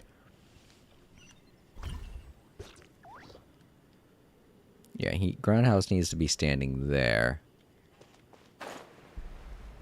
And I need to be standing on the green one.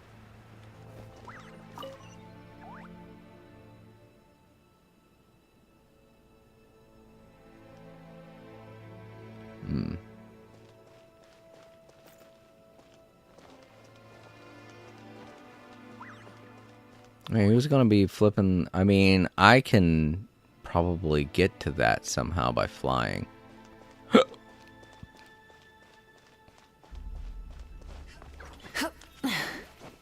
I just want to try it out and see what happens. See if there's a way for me to get there. Because I don't think I could just jump to it. Unless maybe I go on top of that, then I could glide over. And that would work. Remember that he can dig. I forgot for a bit in this quest. Oh, he can. Right, he is a Tatliasaur.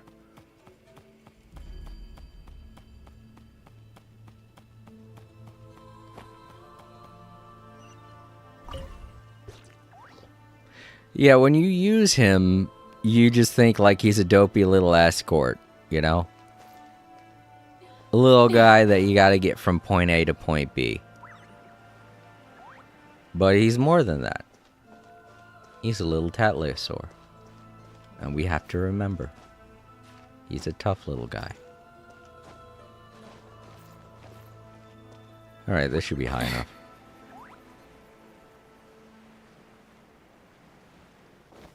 There we go. Oh, so it's not... Oh, man. I thought that was it. I thought we were both just supposed to be standing here. Fuck. There's something else we gotta do. Oh, it says we gotta do whatever this is. I came over here and I didn't know what this was. Oh, I gotta get Groundhouse to dig that up, don't I? Whee! Right, it just told me that too.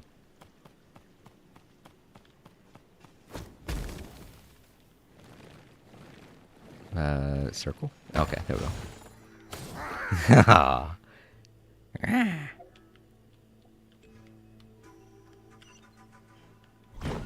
Burn it down. Hey, I didn't have to fly. Well, that still doesn't... you know what? They probably have it set to where you got to... you gotta do that before you jump on the buttons to continue things. Or not jump on the buttons, stand under the things to do the things. Man, today is a very ranty day. I'm sorry, everyone. I'm ranting a lot today. You know what it is? I have not had any pain medication. I ran out of Advil. I ran out of Advil, and I'm just grumpy.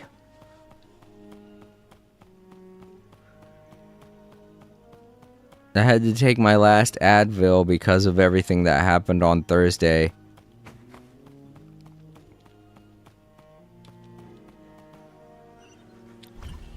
And it's definitely playing a role. I have such a pain in my left arm. I didn't mean to do that. I wanted to hold... I held down L1. So, I don't know why. Okay, I'm gonna step away from the switch. There we go. Come on. Swap. Why can't I swap? Okay, there we go. What the fuck? That was weird.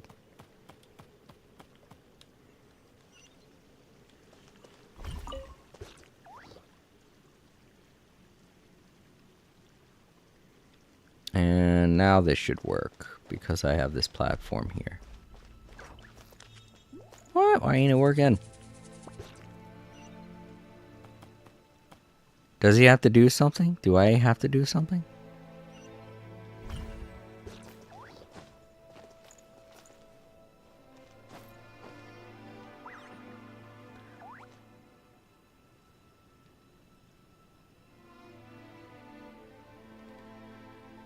Are we standing in the wrong spots? Is he supposed to be? Because if he has to be here, that's weird. I don't know how I'm supposed to get him up to here.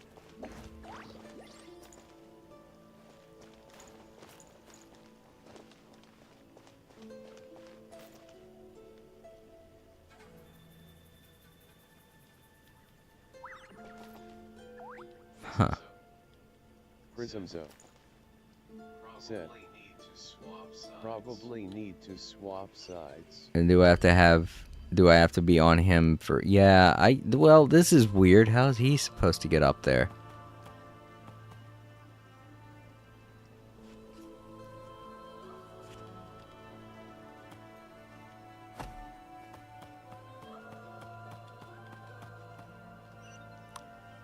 Sorry, Groundhouse. I don't know how you're supposed to get up here.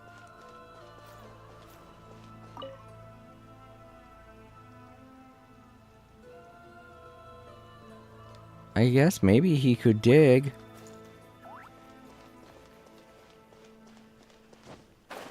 And get up the wall. Prismzo said he could dig his way up the wall from what I remember. Oh, okay. Yeah. Can he move faster? No, he can't. He's just at this... It's just this slow. There we go. Well, they're not making this easy. And now I'm stuck. Fuck.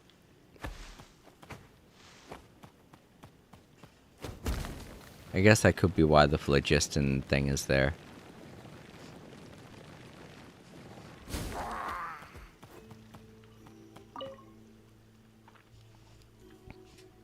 Yeah, we had to swap sides. That sucks.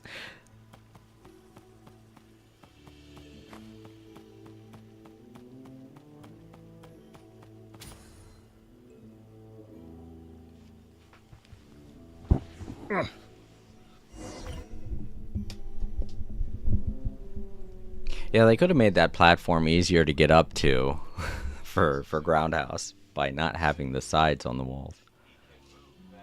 Prismzo. Yeah, but that wastes phlogiston. But then again, I guess that's why that phlogiston thing was there. Oops, I didn't mean... Oh, sorry to those in the archives. I didn't mean to hit X there.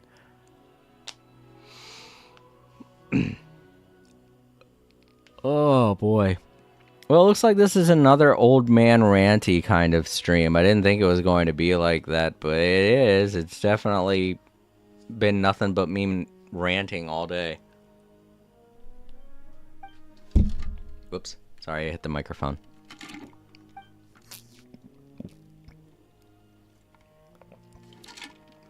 But yeah, I'm sorry, Prism. It's nice to have you here, though, Prism. I don't see you that often. I'm sorry that you had to pop in during one of my ranting streams.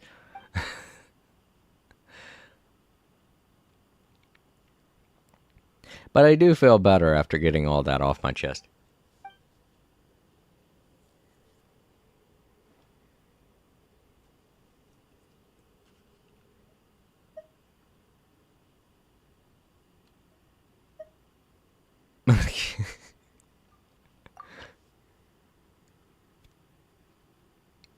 We are able to speak Tetleosaur now.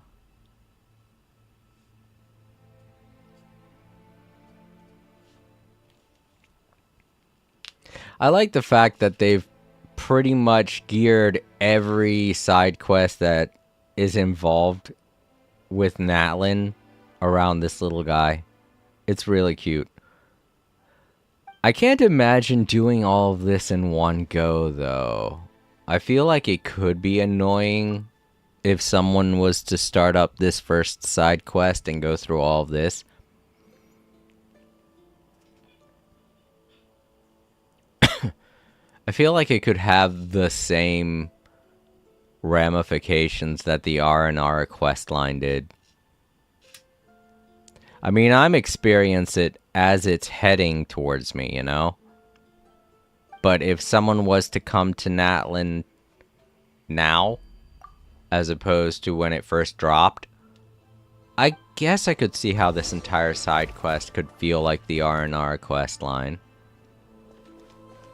Because there were moments in the very beginning where you had to try and track down each of the locations of where his side quests would be. Hey, not a bad haul.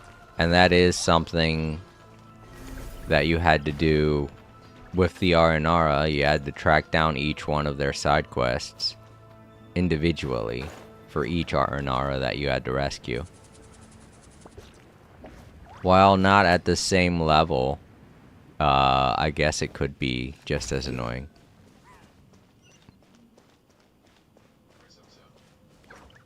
Prismzo said, does Groundhouse even use the energy?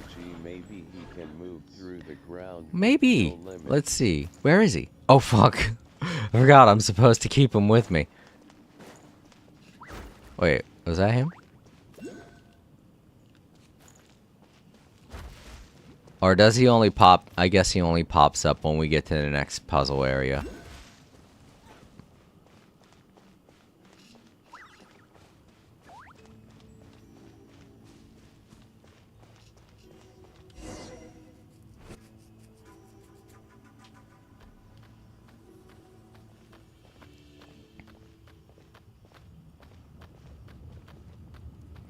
It's not just that, but I'm thinking about it, and there aren't even that many PlayStation 5 games that are $70, you know? Like, only the exclusives are $70. And that's not that bad, because, like, the rest of the games I've been paying nothing but... You know what? The only games I paid $70 for were Ratchet and Clank, and... Said, the quest is kinda of long. No, just Ratchet and Clank, because I'm trying to think, and I can't... Everything else I paid $60 for.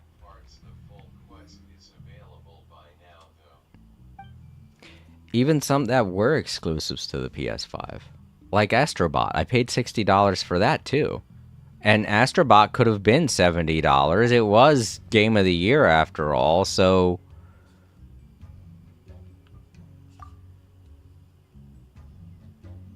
Yeah.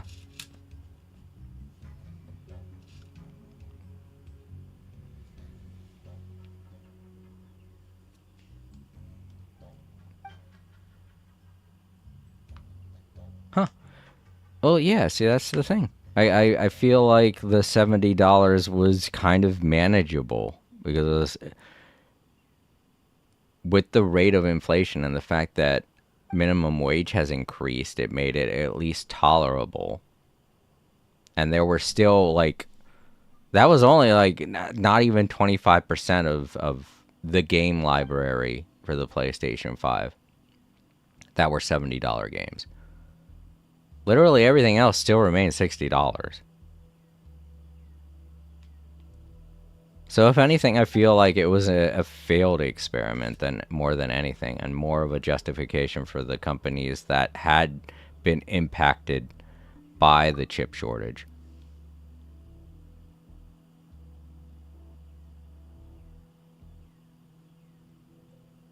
Bryce Campbell said, I think NISA is charging on a lot of titles, especially the titles they licensed from Qualcomm.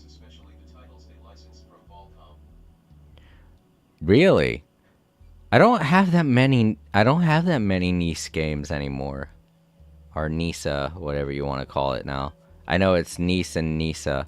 NISA is their American branch. No,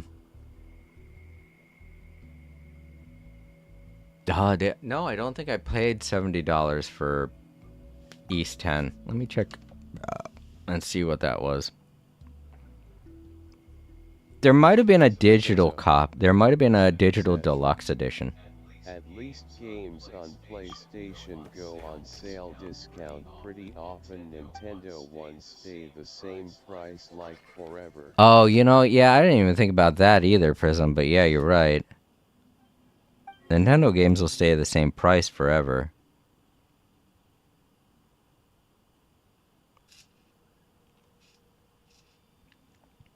Yeah, no.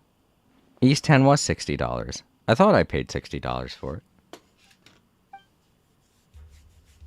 So, like, not a lot of the NISA games will be $60, but I guess that's true, Bryce. I don't know which games are $70, but if you said that some of them are $70, I'll take your word for it, bud.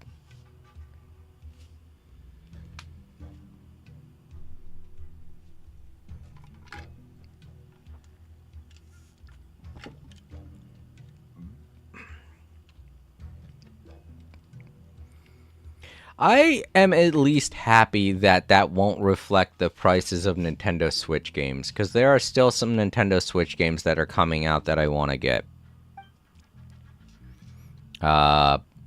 Case in point, Fantasy Life I is coming out, I think a month or 2 months from now. I can't remember exactly when the release date is, but I do want to get it.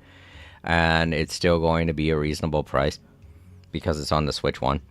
Bryce Campbell said, All Trails out of 100K wasting. break for PS which I beat on stream was around. Prismzo said, Oh, 60. Oh the no, last 70. Okay. Nisa game Yeah. I bought was the new Phantom Brave, paid not sure what that is in dollars. I think 60 euros. I don't know what the translation rate is on that. I could check that.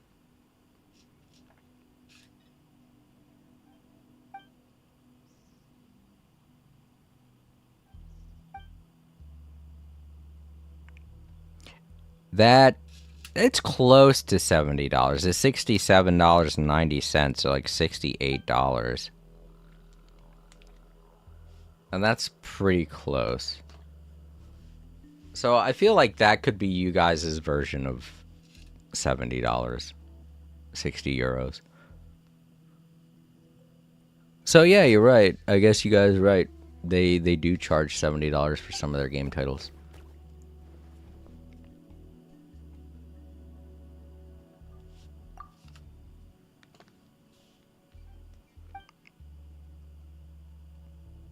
But who knows? That could have just been a now thing for me. I bought East. You know what? That's the other thing too. East's initial release over in Japan was back in 2023. So that might have played a role in it anyways. I mean, that's what just how it is with East games. A lot of more popular Prismzo games made by Falcom. said, not euros, was UK pounds. Don't know the exchange for that either. Oh, pounds. Okay. Let me check that.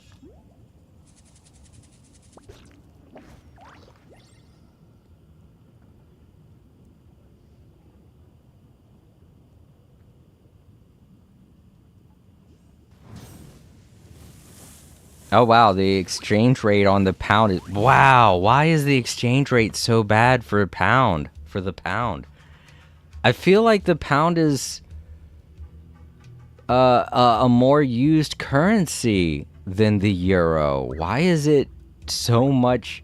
Because that's like double, or I mean not double. That's like almost $80 American. That's weird. The exchange rate on the pound is weird. What the fuck, man?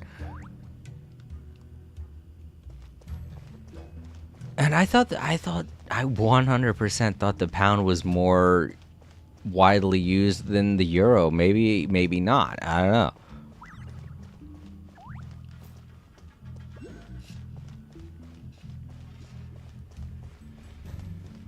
Okay. So this one's kind of easy, I want to say. It could be just to open this first door, and then the puzzle gets difficult.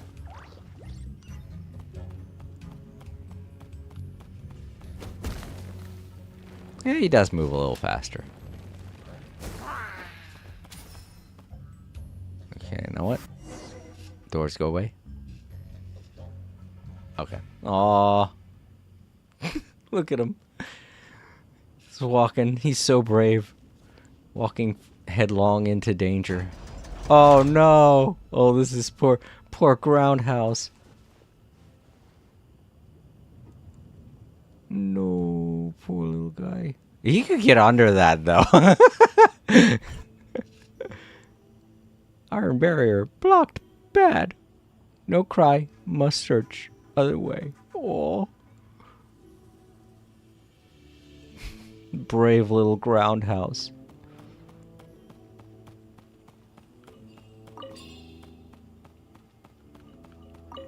Eat some bugs, eat some mushrooms. Be brave. That's the Groundhouse way.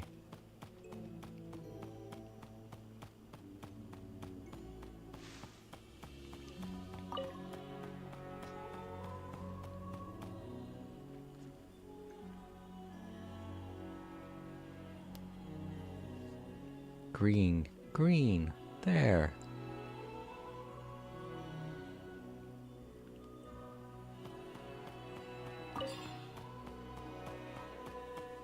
Lots of stuff to collect for Groundhouse. I'm glad they're not flying away like they do for me. I guess Groundhouse is less scary.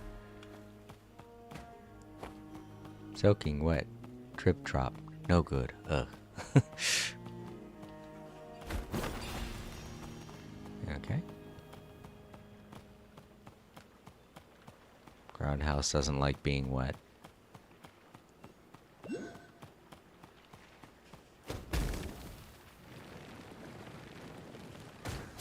Okay. Yeah, Groundhouse really doesn't like being wet. It hurts him. Okay.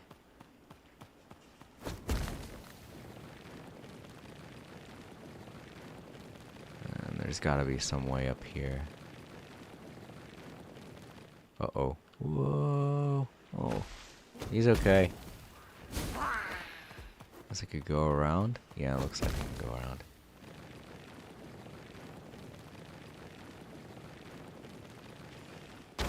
Ooh. You can collect stuff. Oh no! I mean, I'm okay.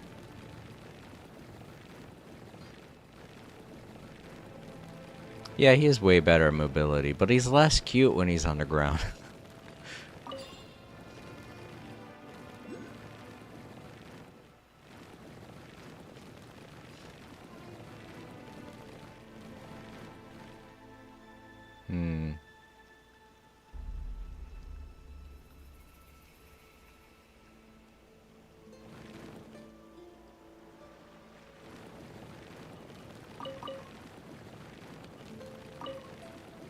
Ooh, water.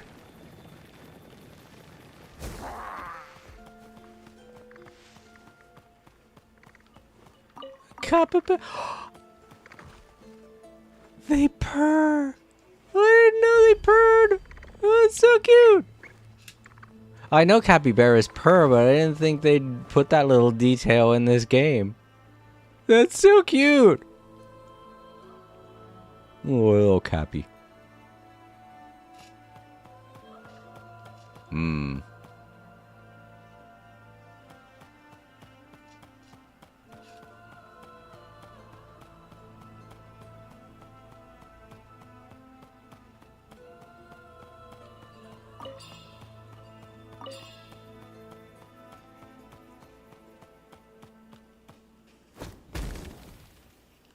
Whoa. Wait, they explode.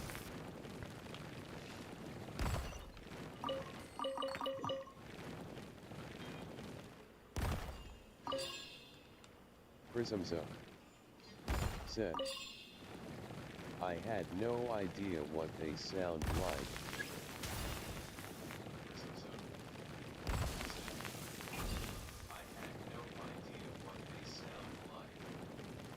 Oh, yeah, capybara sound like, do you know what hamsters sound like? Because that's what they sound like. I mean, it makes sense, they are a rodent. They make like a chittery noise. But when they become more vocal, it's more like a guinea pig sound. Like a wheek or a grunt. Like a piggish kind of low baritone voice.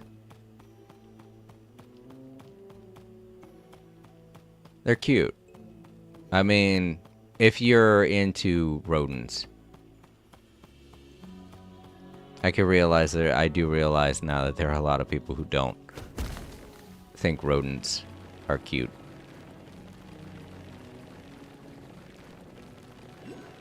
But when I was a kid, I used to have a hamster, so.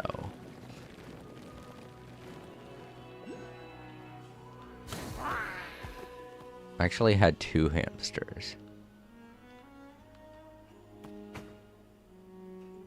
But the second one did not live as long, which made me sad. Okay, I can't break these. Need to refuel. Alright, so whatever it is, we gotta do something with that.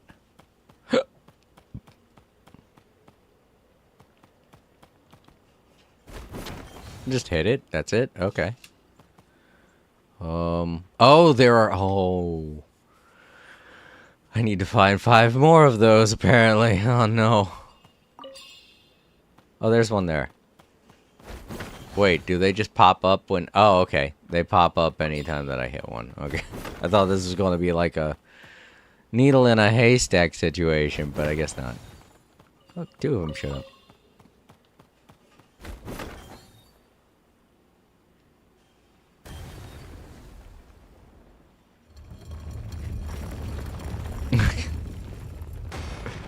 Dominoes. Okay, I think at a distance they are cute. I'm more used to cats or dogs. Oh yeah, so am I. But when you're a kid, a hamster's a normal pet to have. But because of that, a lot of people do tend to like rodents because of that. Even to their detriment. A lot of people don't even want to take care of pests because of that. They're like, no, it's so cute. I don't want to get rid of it. But you gotta get rid of it. They become a real problem. Mice and rats definitely become a huge problem. Alright. Switch perspective. Okay. Now it's my turn. Oh no! Is that hurting me? I don't know. I can't move. So I can't move out the way if it is hurting me. It doesn't look like it is.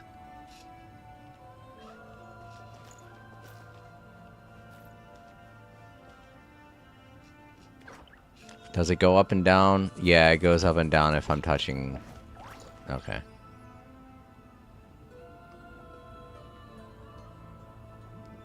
So once I cross there, I have to hoof it. Or I'm gonna get caught by the phlogiston lava. Ooh, hold on. Did not think those were explosive, but I guess they are.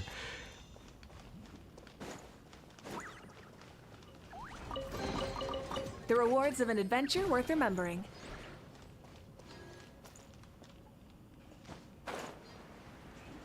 Oh, come on! I still made it. Ha ha ha. Oh no. Well, I'm the perfect character for this. Don don don don don don don don don don don don don don.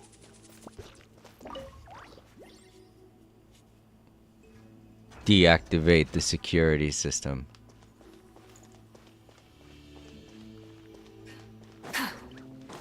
She's wearing black spandex, that's why I said it's...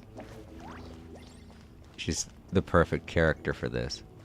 Because she looks like she could infiltrate an important bid... an important building and do some security hacking in that getup. Hey, there you go, Groundhouse. Now he just needs to figure out a way to get up there.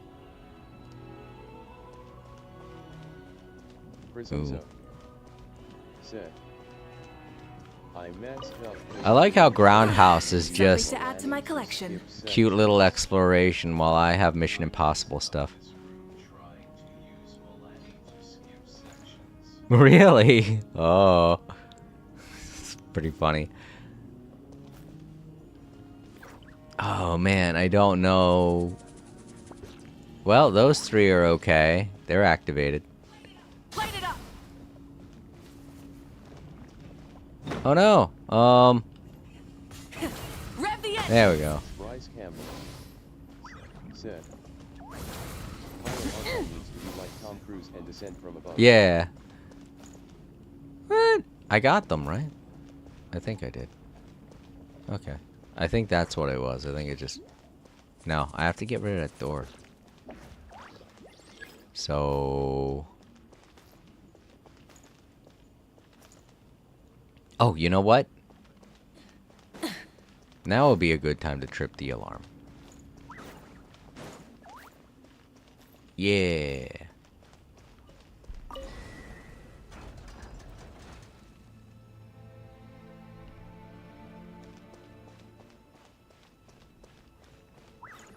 Okay, there we go. Wait, let's go up here. Yeah, okay. That's the next step. And now we let Groundhouse do his thing. Bryce Come on, Campbell flip the switch. Thank you. said, raise the Ooh. lava. Oh, thanks, Bryce. A little late, but thanks for the tip. Okay, Groundhouse, you gotta find that one thing and step on it. Oh, there it is. Cute little capybaras. I mean, depending on how you feel about, you know what? Capybaras don't even look like rodents. If you like... I want to say they look like miniature horses more than anything. But if you like a cross between a miniature horse and a mouse or a rat, then you'll love capybaras. Oh, look at him just standing there. I don't know. I think I find a lot of things cute. I guess it would be easier to explain what it is I don't think is cute. That's the other thing, too. If they don't fall into the category of cute, then they fall into the category of cool. And I still like it. So I guess it would just be a matter of saying what it is I don't like in terms of the animal kingdom. And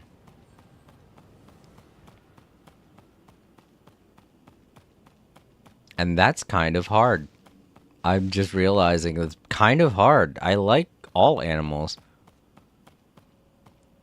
Bryce Campbell said, Even the gross they ones. look like goats sheep to me. Yeah. Oh, you know what? They could be compared as goats. That's a better comparison. Goats with mouse heads. But then again, they don't have hooves. They have paws. They have pads. And, kind of, appendages, much like a mouse or a rat does. So yeah, just a cross between a rodent. Just a really big rodent. End of story. Alright, I think that's it.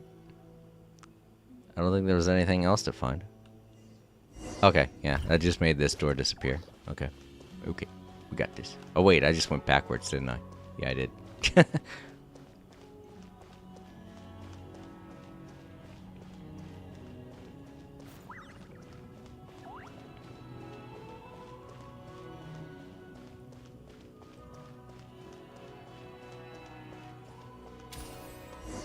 Prismzo said, Capybara probably the rodent I would be most willing to pet unless they do the fast moving thing like other rodents. No, they don't move fast at all. They're like super chill. They can get scared and run, but that's very rare. Because they're one of the last found, they're one of the last breeds of rodent found on the earth, so they didn't have much experience with mankind back when humans were being jerks. So it's the same implications that it is with parrots. Because we discovered parrots and parakeets way later in our history, we weren't so eager to hunt them or kill them or eat them. And because of which, parrots and parakeets are way more friendly to us than a lot of other animal species are. And capybara fall into that same category because we weren't hunting them and eating them. Capybara are like, oh, these human things are nice and they give me free food, so I like them. So they very rarely get scared around human beings. And because they're so big, they don't have that many natural predators. I'm sure if they encountered a bear or a tiger or a wolf, that would be a problem and they would freak out and they would run away. But because of the location that they grew up in and evolved from, they didn't have that many natural predators. So they're very chill creatures.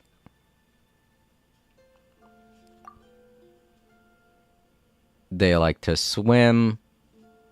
That's probably one of the things that they do that's very different from rodents in general. Most rodents don't really like the water. They can swim, but they don't like to. But capybara just fucking love the water. I think that's why they're called capybara too, because I think it's a play on certain words. Like I think it's water rat or something like that, or water rodent.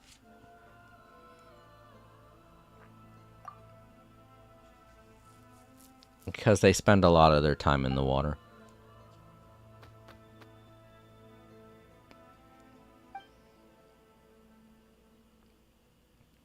And they're very clean. I mean, if saying they spend a lot of time in the water doesn't make that clear, they do like to clean themselves. And they do social grooming. So, they're very clean creatures, too. But then again, all rodents do social grooming. So, yeah. I guess that also plays into why they're so friendly towards humans, because they see them and humans have hands and we pet and we cuddle, and the capybara just see that as, hey, another thing that can help clean me and keep me clean. So they're like, yeah, pet me. I don't mind. I like that.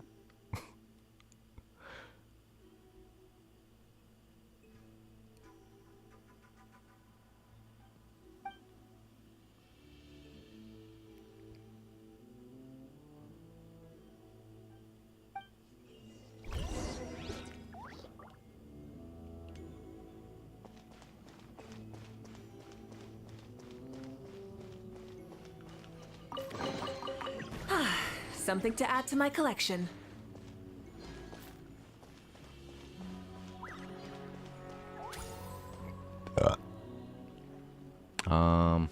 Oh. Bryce Campbell said, Oh, anyway. that explanation reminds me of the sheep featured in the version of Kino's journey that show had aggressive sheep because humans made them engage in cockfights and such, and they attacked Kino. Oh, no, what? Prismzo said, it's weird YouTube suggests videos of pelicans trying to eat capybara, but they aren't bothered by the bird Yeah. call. Oh, look at this cute cutscene. Whoa. We're all about to fall. Oh, our laser!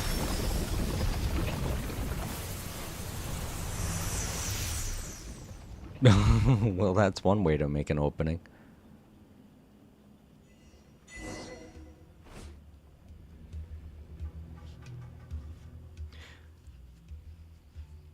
Aggressive sheep battling. That is something, Bryce. I'm glad it was just in a movie. That would suck if it was in real life. Oh, but yeah, I have seen those YouTube videos too. In that video, I think we might have been watching the same video. In that video, the pelican tries to eat the capybara and it just raises its head up like, oh, yeah, that feels good. It's because the pelican's trying to eat it and it's like, nah, I can't eat it. And the capybara thinks it's getting groomed, so it's like, oh, that's great. I love that. Thank you. But then the pelican just gives up and he's like, shit, well, he likes that, so I can't eat him. Oh, well. Then just moves away. It doesn't know what to do with the capybara. It's like, I can't eat it. I can't talk to it. So I'm leaving.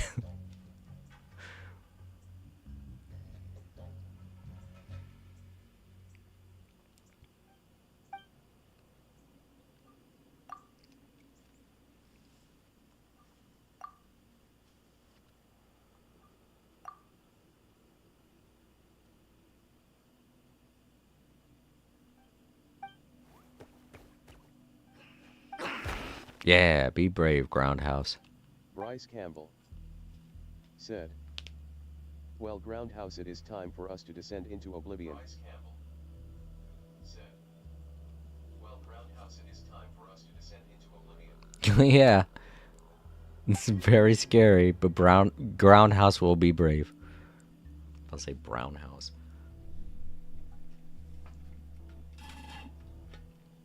Alright, I'm all out of drink.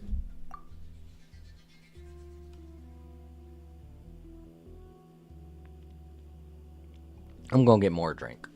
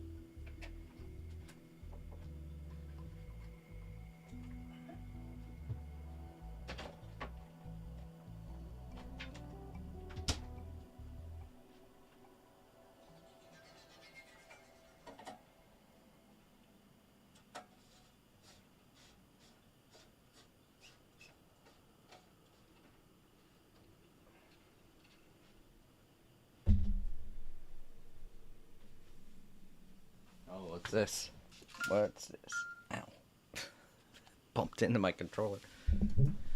Perilous battle lies at the end of the golden staircase. As the battle is quite perilous, be sure to complete your battle preparation before continuing. I'm happy they told me that. We're all fine. My team will be okay.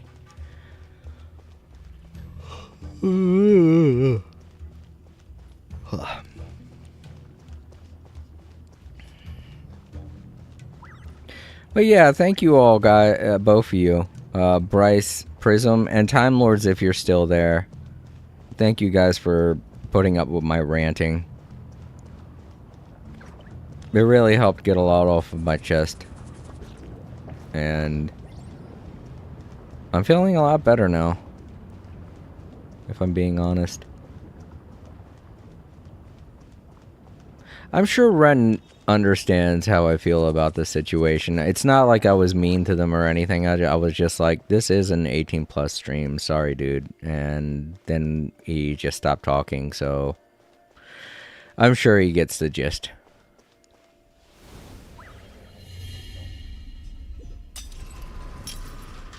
And if he unsubscribed, then that's fine. I wouldn't want him to watch something that he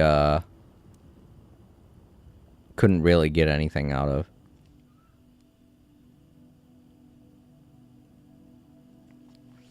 You know? Because, I mean,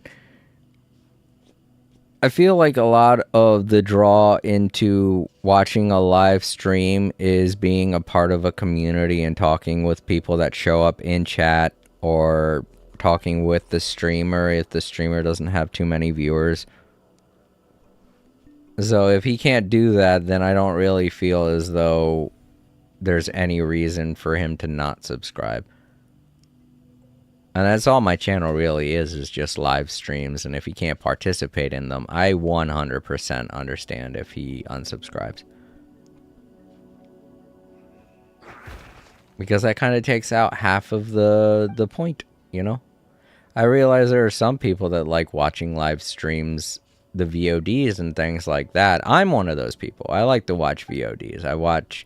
Lately I've been watching,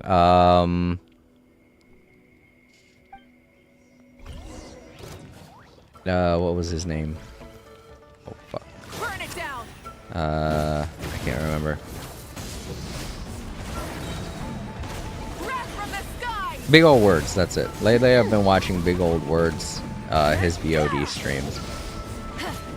Let's dance.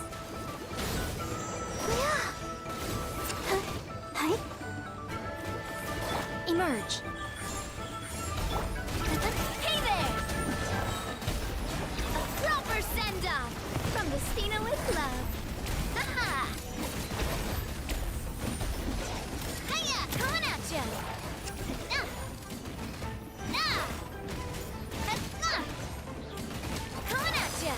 New puppies just emerged. Attack! That's it. Right now. Right here. Let's ride! Pyroclastic surge! Rev the engines!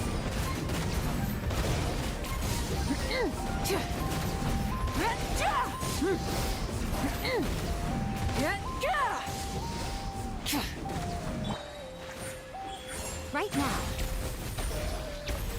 Watch out! Wait, was that all? Okay, I was about to say, there has to be a big boss. Oh, well, that is a big wolf!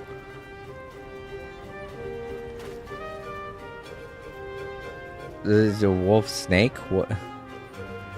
Okay, no, here. Yeah, oh, shit. No, he's shooting a laser? That's my weakness, though. Fuck, what do I do? Oh.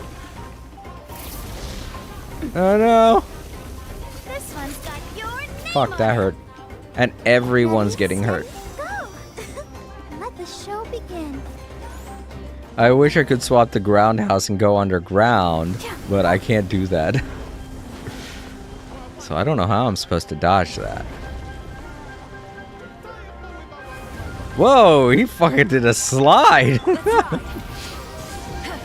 up the blazing sun! He's like, check out my drift. Show them. Emerge. Right now.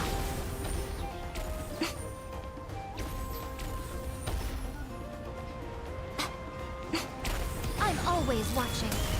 Emerge. Is that right now? Coming at ya! Ha! Fire! Well, This shouldn't be too bad. I have like 2 people that can do ranged worthy attacks. let's dance. Hey. Huh. Oh, watch out! Rise with the sun! Wrath from the sky! Oh, he was nowhere. See, okay, so Movuika is not going to be very helpful.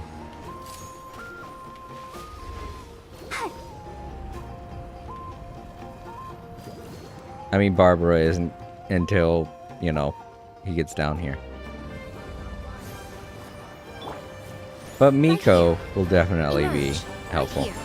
And if I can get off Navia's one ability, she should Right be now. helpful. Right here.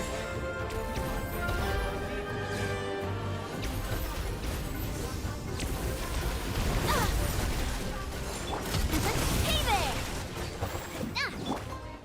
Fuck. Hey. Trying to heal everyone. Emerge. Right now. Poor Groundhouse can't do anything either. He's like, shit.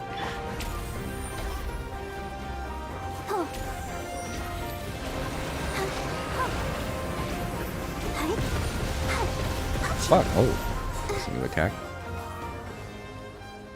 Come down here. Calm down.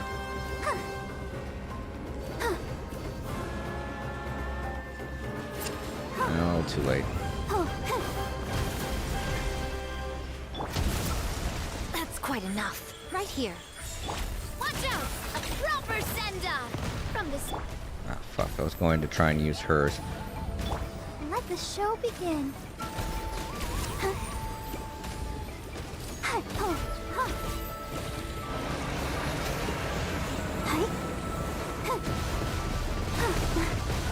Go, Barbara, go! It doesn't seem to be... What doesn't seem to be? Roundhouse. Fuck, get out of there. Ooh. Let's dance. Oh, fuck. It's not down there. Go, Barbara,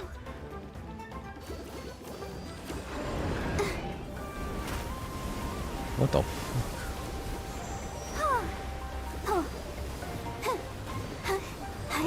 Whoa, Groundhouse!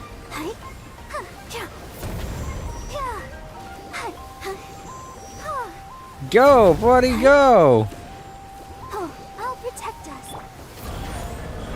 Emerge. Nice job, Groundhouse! A sight to behold.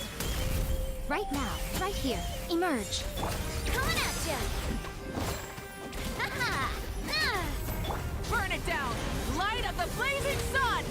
Sweet. Oh. Cool. Good job, Groundhouse. And we've got 2 magical gems! Oh, one of them's gone. Oh, the other one disappeared. Definitely looks stronger. Oh, that must have taken a lot out of him. Nah, he's okay.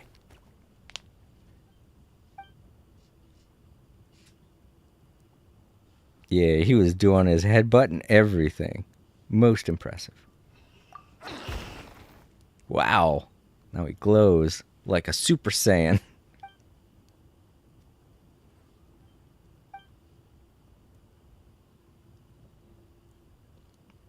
Oh, yeah. Looks like he needs the power of the cards to do it or something. I don't know.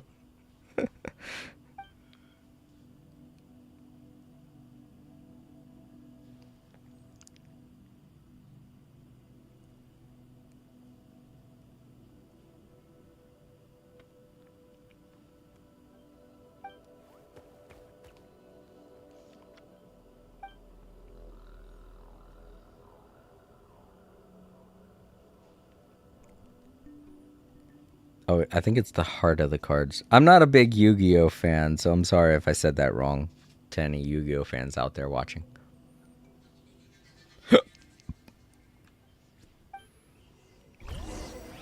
Okay, so that was great.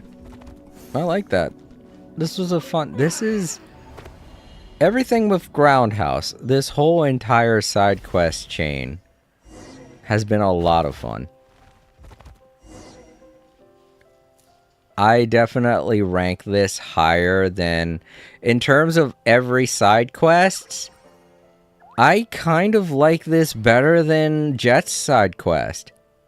So I feel like this takes the top spot on the list of my favorite side quests.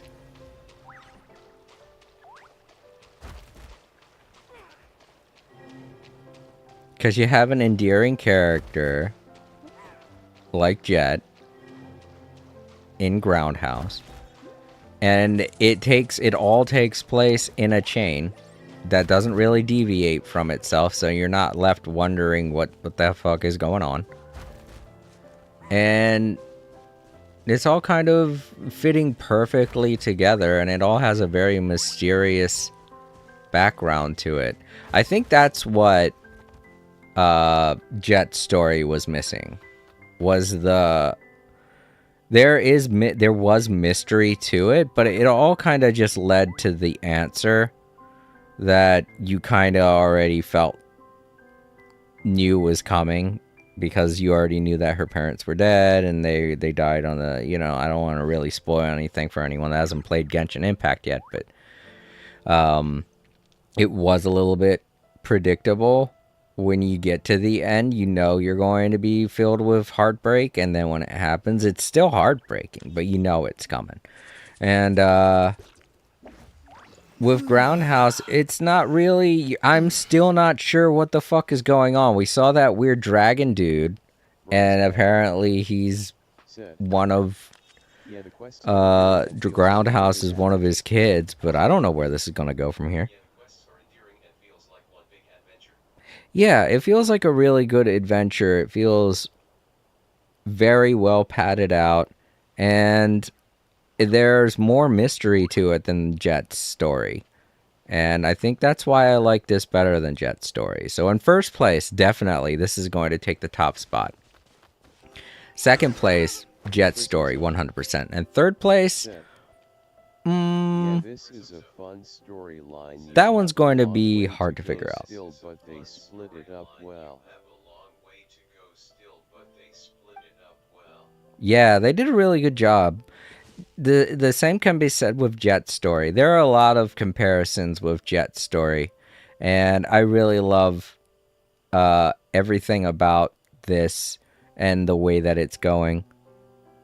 And I'm happy they kind of learned from the Aranara situation. You know what?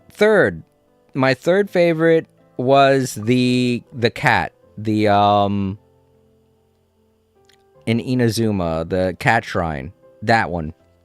It might not have been the most complex or taken us around and gotten us a lot of adventures, but I really did like it. Its story, even if it was simple, it wasn't the most grandiose, and it wasn't a big headache. Because it's really hard for me to find another one that just doesn't give me a headache. A lot of the other big side quests all gave me headaches. The one in Fontaine gave me a headache. The one in Inazuma, in the what was it? The underground, the whole thing with the ancient ruins place. The I forget what it's called. Inkanamiya, that's it. The Inkanamiya quest line that gave me a headache. Sumeru obviously gave me a headache. That one I got on live stream. That headache I got on. No, that's right. Inkanamiya, I got. That was when I first started streaming more Genshin Impact. I was doing all of the Inkanamiya stuff. But yeah, it was a headache.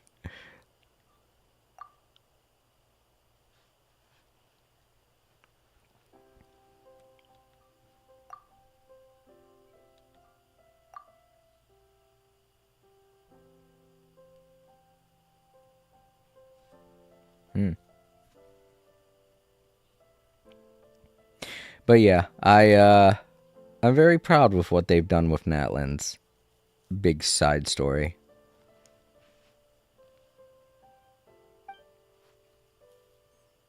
I don't know if there was a side story in... There is technically a side story in Mondstadt, but it's an event storyline, the one with Albedo, which I think we're going to be getting the conclusion to pretty soon. I think next week is when I'm going to do it, but it's going to drop tomorrow.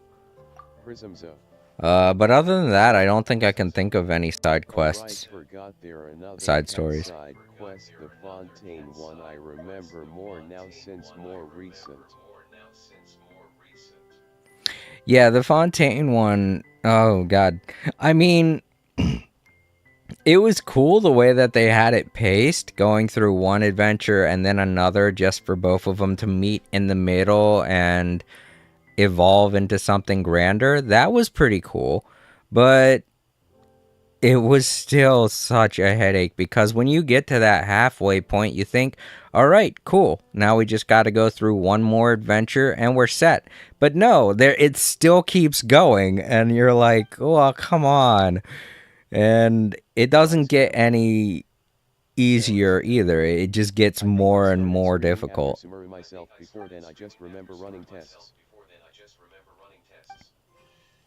Ah. Okay, there we go. The relic left by the sage. Cool. Very nice. And they give us free stuff. This obviously isn't the end of it, but it's cool that they did all of this. And I'm sure to those that made it here before the volcano was unveiled, I'm sure you all had a lot of fun. You knew there was still stuff to do. Love it. This was really nice. I like it.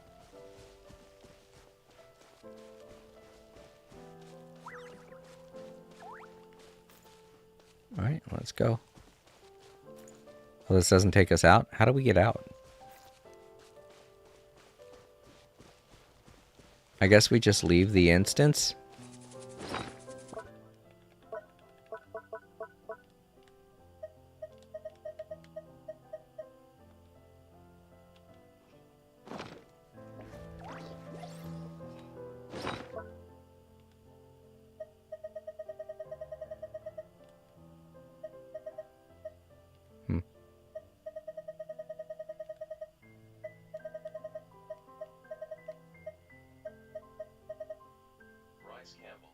What's with the red tick? Oh, okay. Teleport out. I'm just trying to figure out what's with the red tick on this,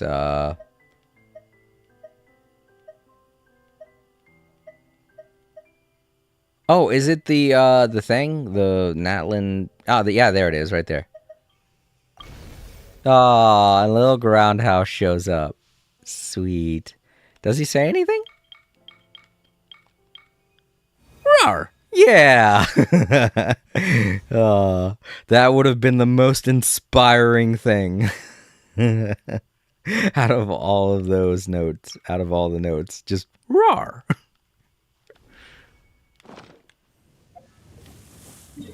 Oh yeah, look at this. We're way under here.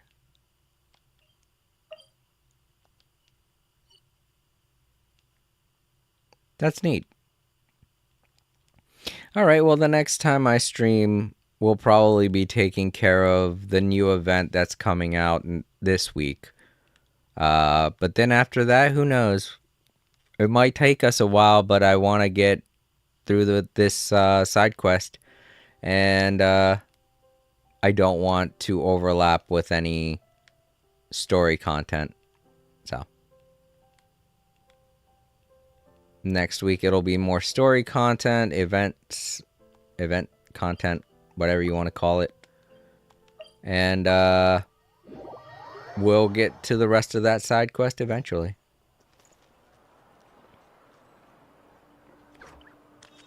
Oh. Okay.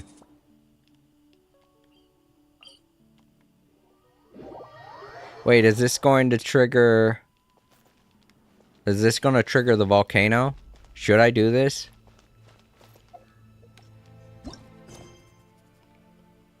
I know you and Prism have... Bryce, you and Prism have already done this, but... if I return to the guy and talk with him, is it going to set off the next chain of events with the volcano? Because... if it just wraps everything up, then I'll do it. But if after this they have us doing the volcano stuff, I don't think I want to do it.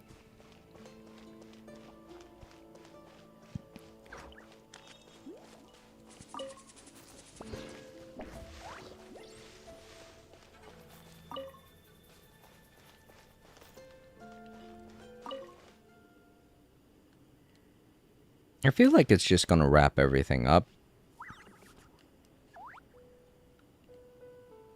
Bryce Campbell said, "No, it's just the last thing of the chain that you're in now."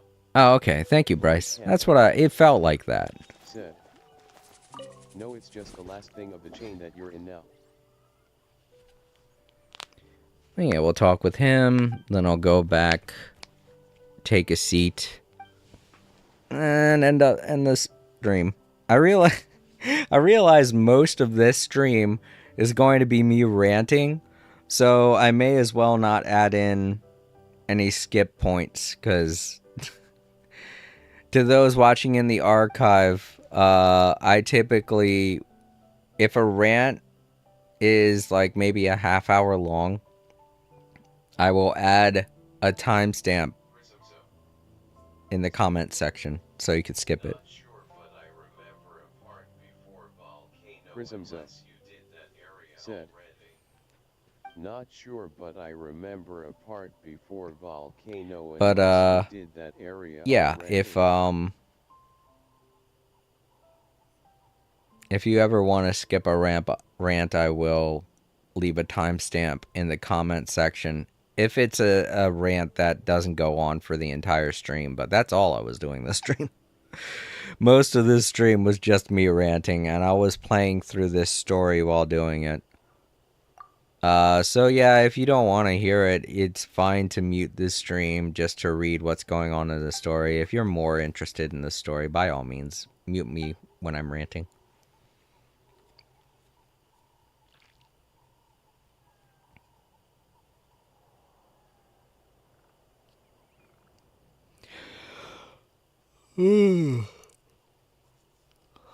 But I think that's another thing is a lot of people like having live streams in the background while they're doing other stuff, and my rants are kind of like background noise in a way. So I think that could be another reason why people will watch the archives. I know for a fact that a lot of people are subscribed because of my gamer rage moments. Because a lot of the comments on my Dragon Ball Z Kakarot reflect that, as well as my view count on those videos, which is higher than any view count on any of my other videos. So is probably a large majority of my subscriber base that are only subscribed because they want me to rage at video games. I don't do that often, but, you know, still stick around because that can happen for a lot of things. Genshin Impact, not as much anymore. But, yeah, surprisingly, Sonic Frontiers is one of those things. Not the beginning parts, no, not the first playthrough of it. That final area, though, was the thing that did it. That was 2 full streams of me doing nothing but raging. So yeah. I'm glad somebody gets a kick out of that, because I certainly don't. Sometimes I'll just facepalm like, man, I was so mad. Damn.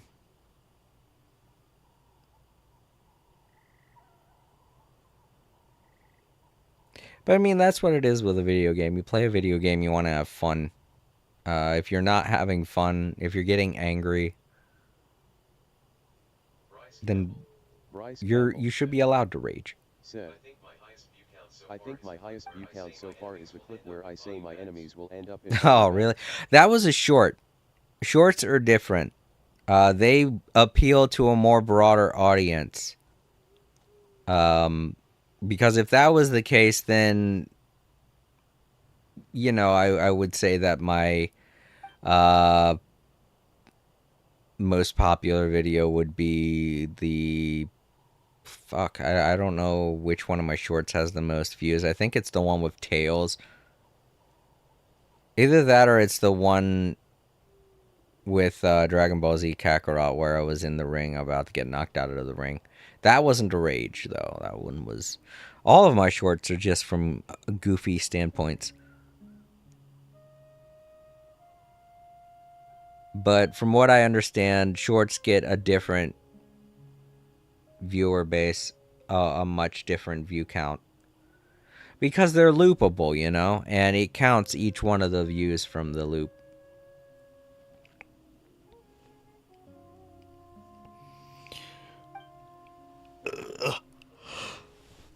There are a lot of people who strictly do nothing but shorts for that reason. But shorts don't get recommended as much as actual videos on YouTube anyway. You will occasionally see a short here and there in the recommended section, but most of the time you're going to see videos. And I hate to say it, but Bryce, when it came down to seeing that video, it wasn't recommended to me, and I thought it would be. Typically, whenever you post something new, it's recommended to me. But that wasn't. So I had to go and look up your account in order to see it. I was like, oh, I thought Bryce posted a new short. And then I realized, oh, right, shorts aren't recommended as often as regular videos. That same thing applies to live streams. I know that my live streams aren't recommended as often as videos because whenever I make a mistake or I need to import a video from Twitch because the video got messed up on YouTube, that video will get recommended way more often than the original live stream video does. Alright, cool. That completes that side quest. A lot of fun. I really love this stuff with Groundhouse. Alright, let's head back. But yeah, that's just some statistics for you to mull over in your head, Bryce.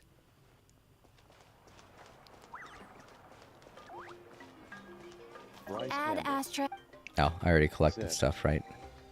That's weird though, I didn't upload it as a short typically repeat continuously like TikTok.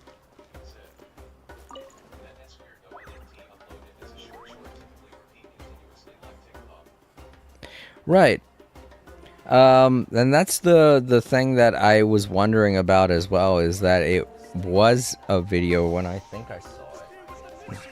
I can't remember now. Was it a video or was it a short? Which one did I watch? I'll like both of them. If you have like a regular video and a short, I'll watch both of them. All I know is that it wasn't recommended to me, and I had to go to your actual channel in order to see it.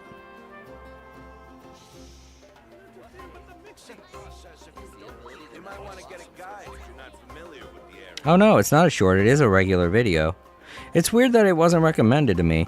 It could have been because it was so early. Like you had just posted it when I viewed it.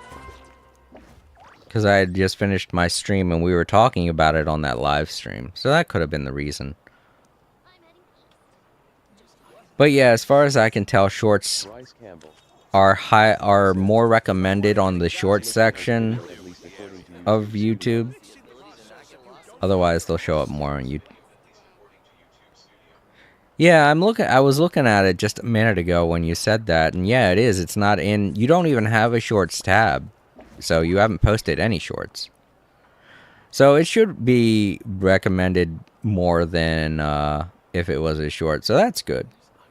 I'm glad about that, because to be honest, some of my videos, I really wish I could just break them down and make them into multiple videos, because I know then they'll get recommended more. But it feels like it's cheating my audience, you know? If there's one place that they can go to just see everything, I want them to go there. I don't want them to be going from video to video to video. That feels like it cheapens the experience. I don't know.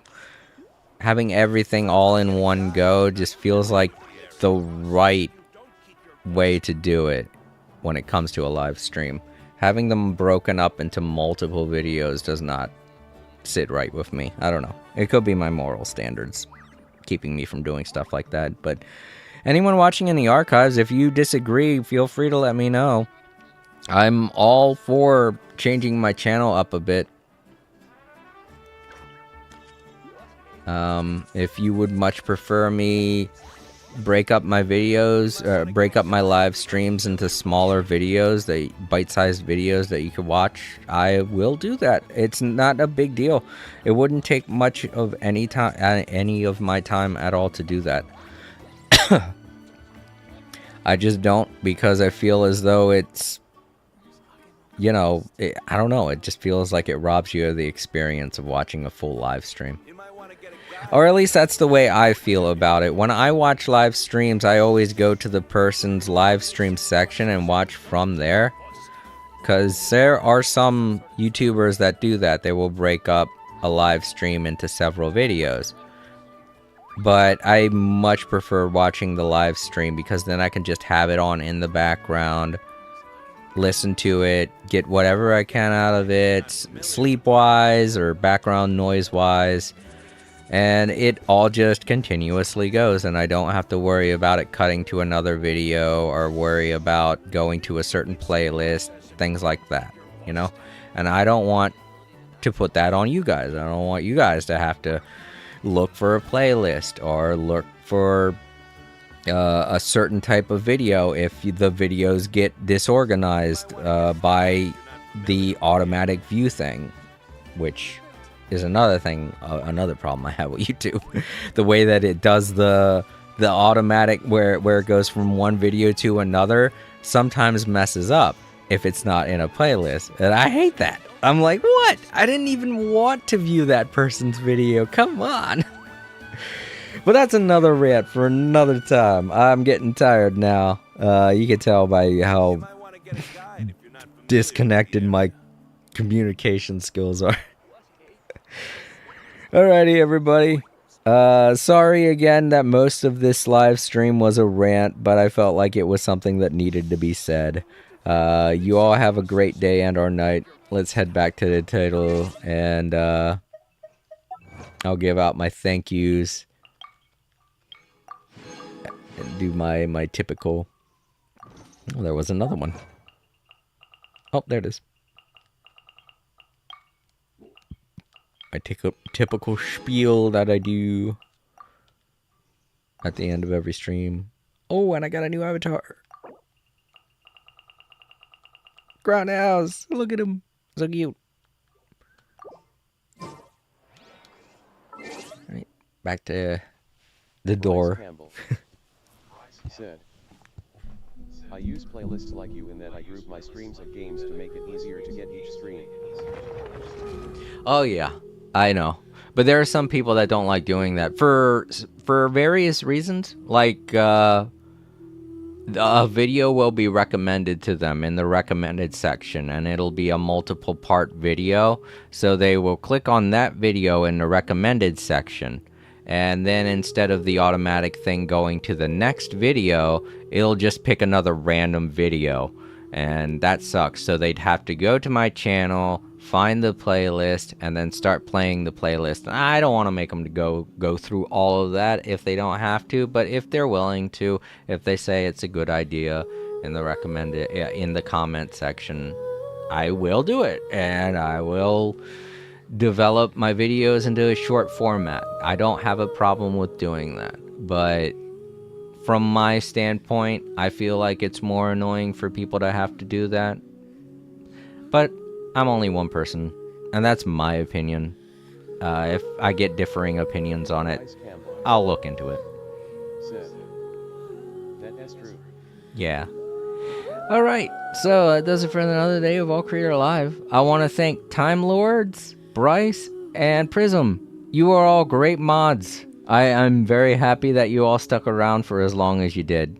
And I'm sorry that you guys had to deal with my ranting and all that stuff, because I know that's probably not why you're here. You're more here to communicate and hang out with me, because you guys are my buds. You guys are my friends. I love every time that you guys show up. That's why I made you mods. I trust you. And to Ren, I'm very sorry. I know it can be a headache being told you're too young to do something, and that sucks, but it's for your own good, and I really hate to dissuade people from watching my videos, but I would feel bad if a kid got influenced by my content into doing something stupid and reckless, or, you know, because I do tend to talk about things from my own personal perspective, and I don't want to force those opinions onto little kids who are impressionable and could grow up to do something drastic that is not necessary. So yeah, thank you very much for your interest, Ren. It's just how it has to be, and you'll understand when you're older, I'm sure, but I know it can be really hard to hear stuff like that right now in your life. But it's just something we all have to deal with. We're all told at one point in our life that we're too young to do something, and then we get older and we realize why we weren't allowed to do that thing, and it just makes sense. Alrighty, everyone. To those watching in the archives, thank you very much for watching. Make sure to leave a comment down below, share the video, like the video, and subscribe if you haven't already. It really helps out my channel, and I very much appreciate it. And to anyone that is looking forward to my next stream, it will be Visions of Mana tomorrow. I'm getting really close to the end of that game. I'm going to be doing the last Benevodon battle, as well as a bunch of side quests, so if you're interested in that, feel free to tune in. And as to when I'm going to be playing Genshin Impact again, that will be next Monday. There will be an update this week. I think it'll be tomorrow or Wednesday, and that I will cover on Monday. So if you want to see my opinion on the new update and all that stuff, be sure to tune in next Monday when I say all of that and more. You all have a great day and or night, and I will see you all tomorrow. Sleep easy, everyone. Good night.